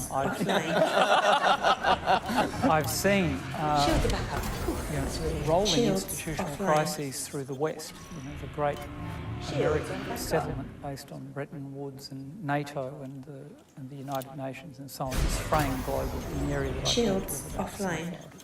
We're seeing a dissolving global order with the rise of two autocratic totalitarian capitalists. Shields replicating Shields offline. I gather we're not doing geostrategic stuff, but I think it's very alarming. When Robert F. Kennedy, who was my political hero, was running for the presidency of the United States in 1968, he addressed disenfranchised African Americans who were wearing the backlash from many white men who were losing their jobs or perceiving that they were losing their jobs. The deindustrialisation of the West as jobs are exported to the developing world, all of these factors are, Bobby Kennedy said it wasn't Germaine Greer that said it. He said, when you remove from a man the right to stand before his family as a breadwinner, and people will say that's patriarchal. That's your minute, by the way. So. All right, well, I'll shut up. But the removal of meaningful work amongst especially unskilled men has a political consequence. And it's been washing through the American system since 1980 with the Reagan Democrats, the fraying of the New Deal coalition. I don't entirely agree with Jordan's analysis, but the problem can't be gainsaid. And 3 million books later in 50 languages or whatever it is. I bought your book, by the way, and you're outselling Shane Warne. Now, that's a culturally specific reference. High charge that delights capacity me in two ways, power. because in Australian cricket, no one has more bleached blonde hair or has had more work done than I, but Warne is a close second. We should put that out on Twitter, Captain. Now, the next question is a video. It's from Milo Yiannopoulos in Miami. Hey, Dr. Peterson, it's Milo Yiannopoulos. You talk a good game about standing up for men and for boys, and you've certainly amassed a big army of them. But a few of us have been wondering recently, with your silence on Kavanaugh, your silence on the innocent Covington boys, and then when you've said things like, for instance, when you told the New York Times' Barry Weiss that you thought I might be a racist when you know I'm not, that perhaps your actions aren't matching your words. Can you explain why, although you talk a good game about standing up against social justice warriors and the chaotic feminine, that when it actually comes down to it, you always seem to either fold, stay silent, or betray your allies? Jordan. Is that live? Haven't seen Milo for quite a long time. Well, first of all, I don't believe that I'm obliged to comment on absolutely everything that happens everywhere in the world. And I don't think that I am betraying my fundamental base with regards to what happened with Barry and Milo. Milo, I'd probably just as soon apologize to you for that. I don't think that I did defend you very well at that particular time. I don't believe that you're a racist. It was a question that caught me off guard in an audience that was exceptionally hostile and surreal. And so, insofar as that might be helpful to you, I'd offer you an apology for that. I don't think the rest of your accusations are warranted, however. So that's what I'd like to say. Do you see... I did, by the way, also, Milo, invite you to talk, about a year and a half ago when things first started to collapse around you. And we never did get around to that. And I don't believe that that was entirely my fault. We're not going to hear back from him. Just a video, but nonetheless. Do you see him and people like him as being in some sort of competition online for the hearts and minds of young men in particular? Because he obviously sees it as a competition. Well, I don't really see that I'm in competition with anybody, particularly. I'm not trying to be in competition with anybody. And I'm also, by the way, not trying to talk to young men. I mean, one of the things, not specifically, I'm perfectly happy to be doing that. And by the way, they're not all that young. I think the average age is somewhere near 35. I'm trying to talk to people. And like as a university professor, 80% of my students approximately were women, and that was the case for 30 years. And at least 50% of my colleagues have been women. And there's been this idea generated in the news by news people who keep reading the news that other news people create, that somehow I have a coterie of angry young white men surrounding me because they're angry about feminism and about all these other isms, let's say. And I don't see it like that at all. I'm trying to suggest to people that their best bet in life, and this is men and women alike, is to adopt as much responsibility as they can for their own lives. And I went through this already because that's where the meaning in life is to be found. And the notion that that's somehow a message that's limited to young men it's an absurd message. Why would that be limited? Not to kind of interrupt your flow, but your minute's up. Okay. But also, oddly enough, we have a question from a young man. Ulysses Reed has a question for you. With modern feminism fighting for equality between the genders, why is it that some self-proclaimed feminists would rather ignore the issues men face when it comes to gender inequality? Why aren't they doing more to address issues such as how many fathers don't get joint or any custody of their children at all, or how men are statistically more likely to commit suicide? Why do so many people either disregard this information when seeking to end gender inequality, or not even acknowledge that this is, in fact... I already had my permit to Achenar because I'm the shit.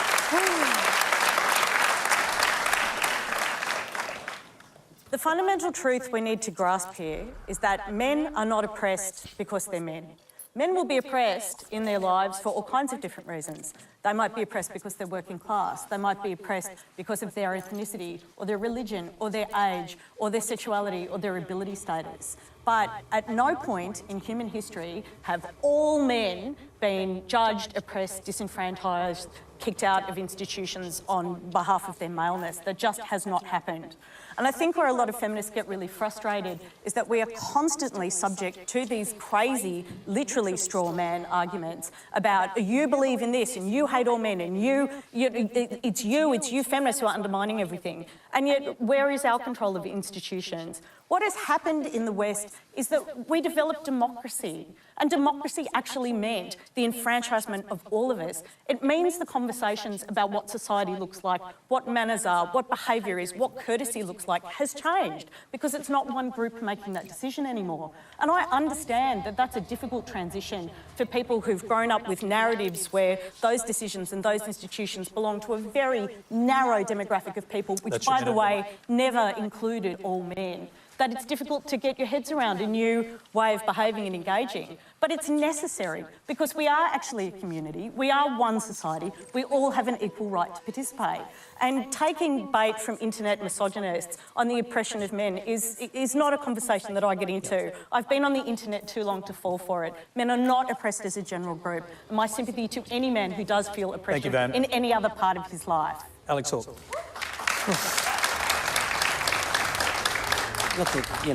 Look, I hear the core of the question. Well, if you can. yeah, I'd like to, because some of that, does my head in. I must be honest.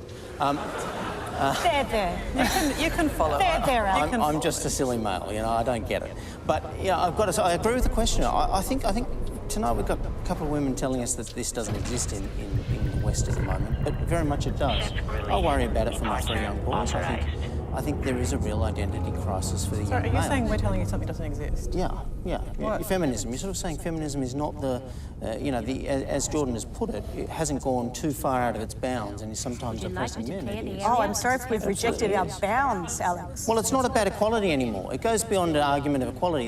It always starts with equality. That's fine. Everyone agrees with equality. We agree with equal rights, equal treatment of people. We agree with it in the Labor Party. And we agree with it in the Liberal Party as well. He let you answer, Van. He let you answer, so hold on. I'm the only one getting interrupted tonight.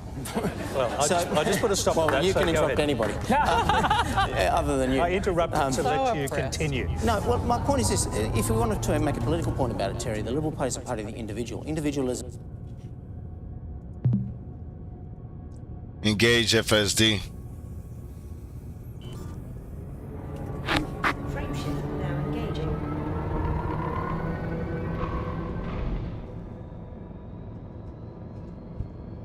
Engage FSD. Frameshift activated. Flight control protocol now offline. Engage Super Cruise. Cruise mode enabled. Game of cards?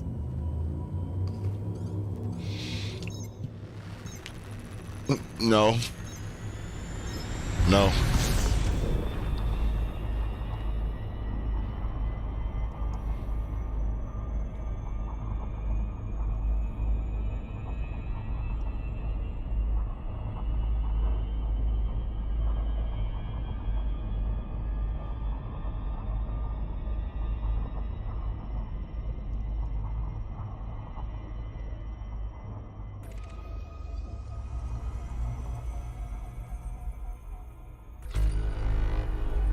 is the only antidote to some of this. Identity politics is on the march. It's eating away at Western society, treating people as a collective. You know, all men are the same, all women are the same, or all of one ethnic group are the same, or we all behave or think the same way. It's just not true. You're right. Identifying people as individuals is the only way to... Well, if you want to join, I'll get you a form. But...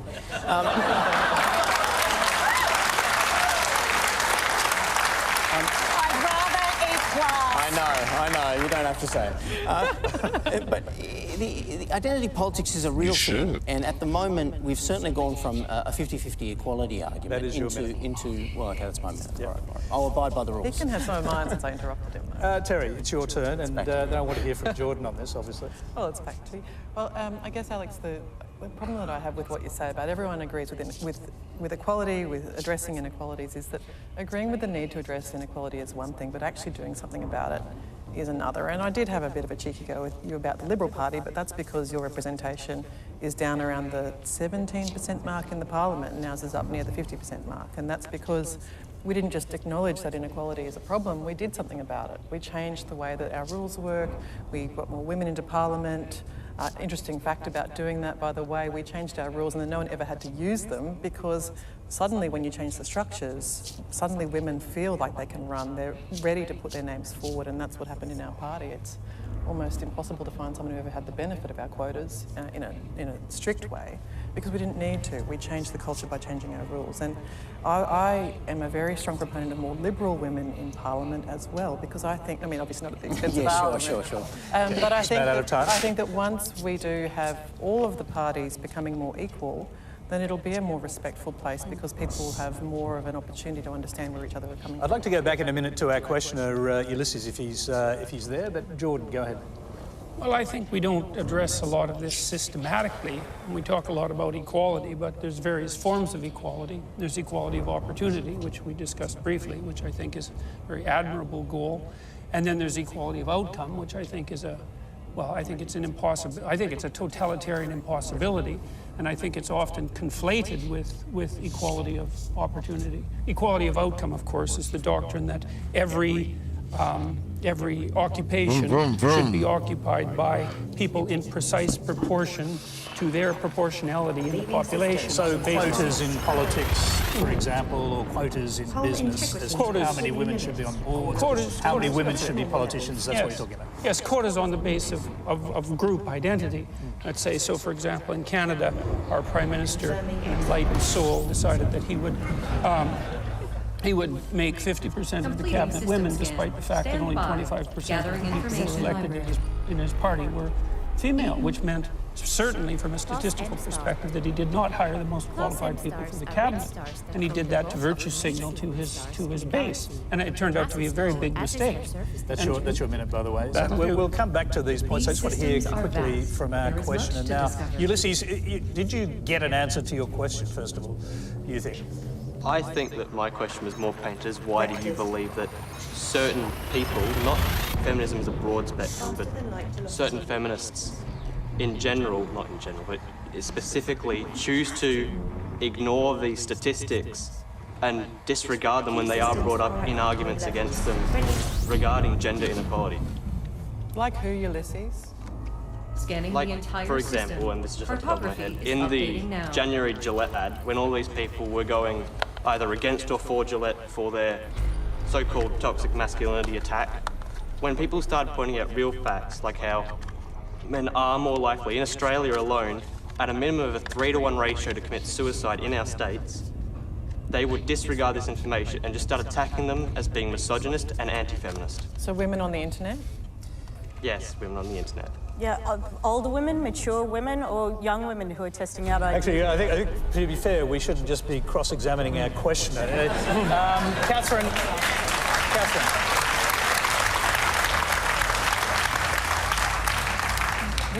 These are all large questions, but again, what the point Van made is very difficult to argue with, in the sense that we'll start on a level playing field. Since women have only been largely voting and participating in democracy in Australia in the 20th century. Now, is that a total lack of intelligence, capacity, fairness?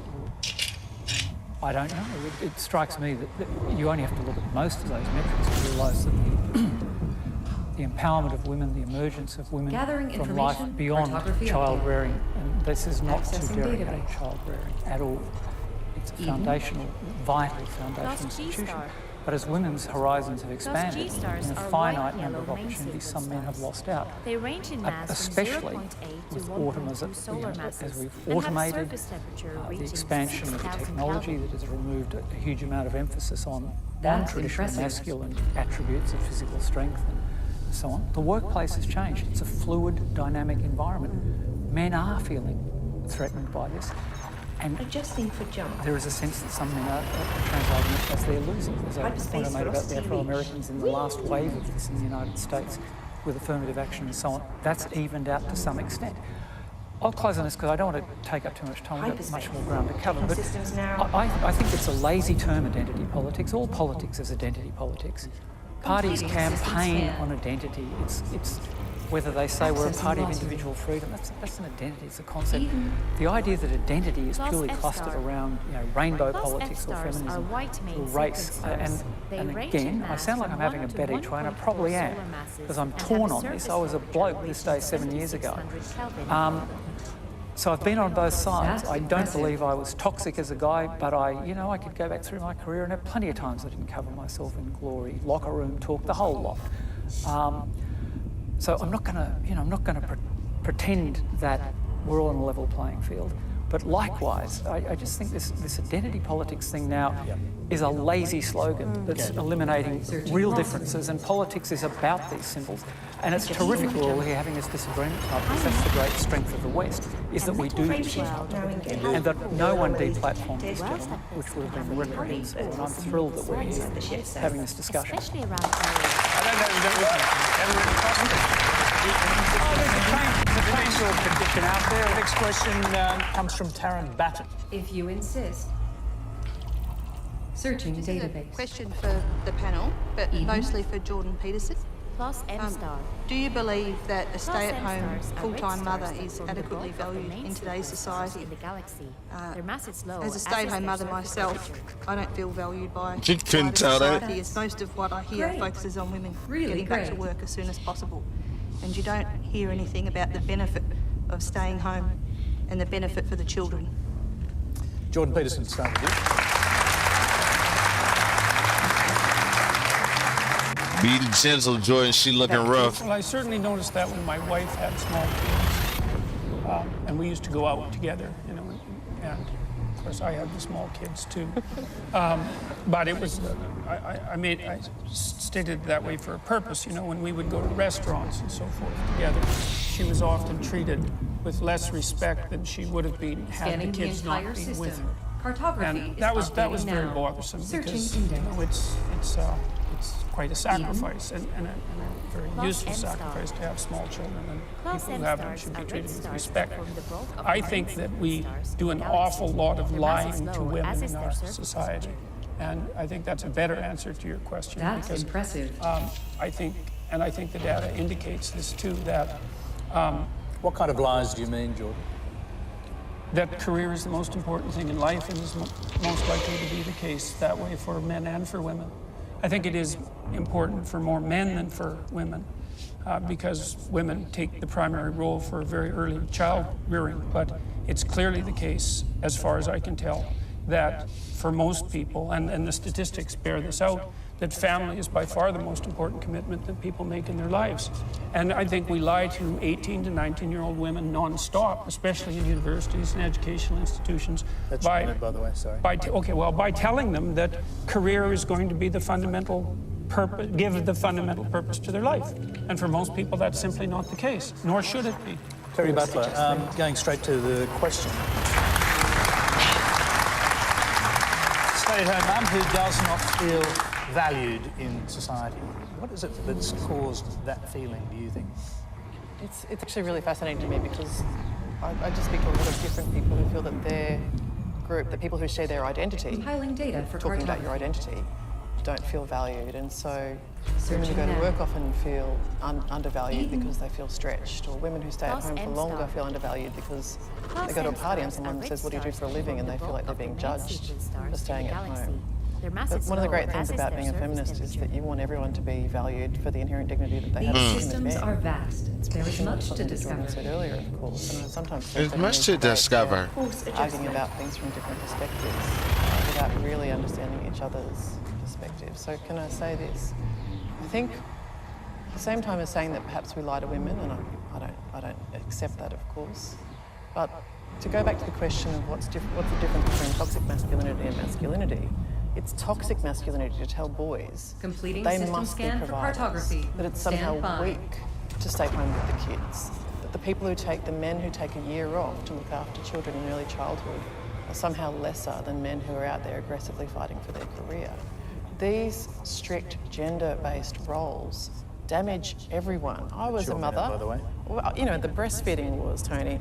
You know, does she breastfeed? Does she not breastfeed? You're judged for breastfeeding. You're judged for not breastfeeding. You're judged for breastfeeding too long. You're judged if you go into formula too soon. If you go into solids at 4 months, that's a bad thing. Is it a good thing? The constant politics of motherhood are deeply frustrating, but it's all rubbish because ultimately we all love our kids. Terry, I'm going to throw to Alex now. No, look, I agree with everything I think that's been said there. But, you know, again, I think the pendulum might have swung a bit too far, and sometimes we don't value motherhood, mothers staying at home, or indeed fathers staying at home at any stage. And sometimes this manifests in the political realm in the sense that you can't even raise these issues as matters of policy. We subsidise daycare, childcare, 50% higher, you know, increasing depending on your income levels. But we can't sort of discuss policies like perhaps do we create tax incentives for people to stay at home of equal value, to value not strangers looking after your kids, even when they do a fantastic job, even when it's absolutely necessary because you need 2 incomes to sustain your household. But plenty of people would make the choice if we had that tax incentive to stay at home and parent their own children. But we can't even discuss this topic in today's environment. I think that's a big problem. And why can't we discuss it? I mean, it is a free world. You can discuss anything you'd like, and you can come up with whatever policy you like prior to the election. If you'd like to come up with a policy now, Alex, for the next election, go ahead. I prefer to say it's a semi-free world. All right, okay. But I think that's a semi-policy that we haven't really heard the detail of. Remember, if you hear any doubtful claims on Q&A, let us know on Twitter. Keep an eye on the RMIT ABC Fact Check and the Conversation website for the results. The next question comes from Kath Larkin. Hi, my question is also for Peterson, and while I very much stand with the women's advocates in the room, my question is sort of on a different topic. You have a whole lot of fans or former fans, kind of so-called now ex-lobsters, people like Brendan Shipp. And a lot of these people talk about you have very simple answers to complex questions.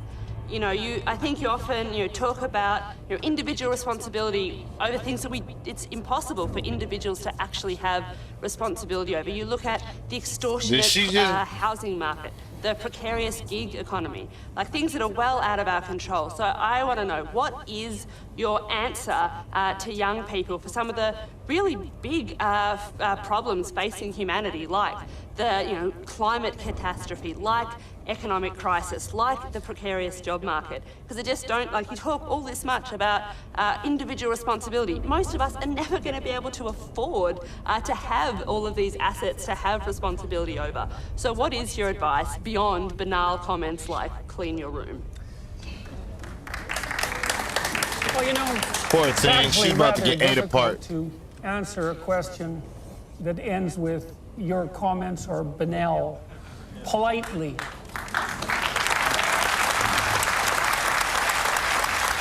So, I would consider that more of an opinionated, personal and political statement than actually a question.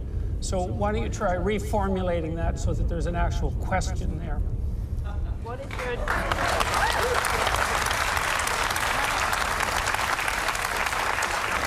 That sounds like... So what is your advice to young people when you talk about you need to be individually responsible, but when there are things that are so far out of our control, like climate catastrophe, like the precarious job economy, like the economic crisis, what is your answer to Do you think that you're worse off than questions? do you think that you're worse off than your grandparents? I think there are different challenges. Do you think you're worse off than your grandparents?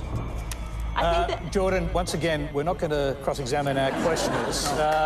So try answering the question about collective responsibility on climate change, for example. Pick one part of that, because the argument, I think, is that individual responsibility does not change the climate, does not fix the problem that needs global collective responsibility. So I think that's the core of the question. Do you have a theory about that? Yes. Well, fundamentally, I'm a psychologist, and my experience has been that people can do a tremendous amount of good for themselves and for the people who are immediately around them by looking to their own inadequacies and their own flaws and the things that they're not doing in their lives and starting to build themselves up as more powerful individuals. And if they're capable of doing that, and then they're capable of expanding their career. And if they're capable of expanding their career and their competence, then they're capable of taking their place in the community as effective leaders.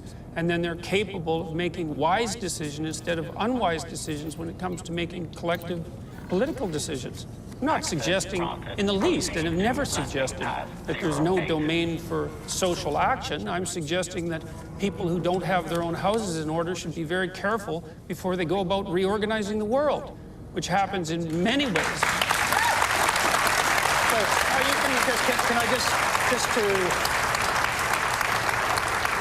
if a young person believes that the climate, the global warming problem on the climate is something that needs to be tackled quickly, and they can't wait until they grow up and become prime ministers to do it, do you think collective responsibility overrides individual responsibility in a huge issue like that? No.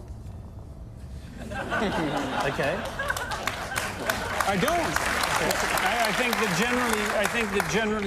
think generally people have things that are more within their personal purview that are more difficult to deal with and that they're avoiding, and that generally the way they avoid them is by adopting pseudo-moralistic stances on large-scale social issues so that they look good to their friends and their neighbours. That's what it looks like. Okay, Catherine. I'm going to get flamed more than you tonight, Jordan, because I'm that'll be a good contest. Taking your fast bowling. I don't see this as binary in one sense. Completed. The point Jordan makes is self-evidently true. When I was young, after I left the military, I went through a very belated youthful rebellion and flirted with the Communist Party of Australia. I didn't join, thankfully, which would have made my subsequent life in the Labor Party more difficult. But I was inducted into a cell in Canberra by people who were smoking their own body weight in marijuana.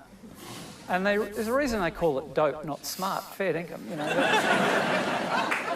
These guys were saying, you know, your military training will be invaluable. And the alarm bells started to go off because I didn't see myself as the pointy end of the revolution.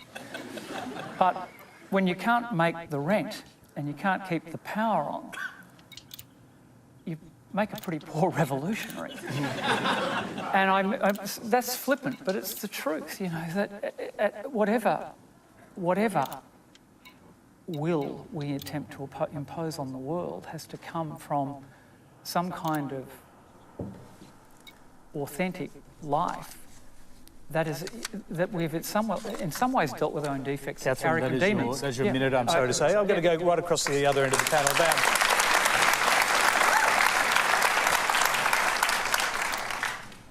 We have to recognise we're not powerless, and the example of insecure work is a really good one. There is a mass mobilisation against insecure work in this country, and it's called the trade union movement.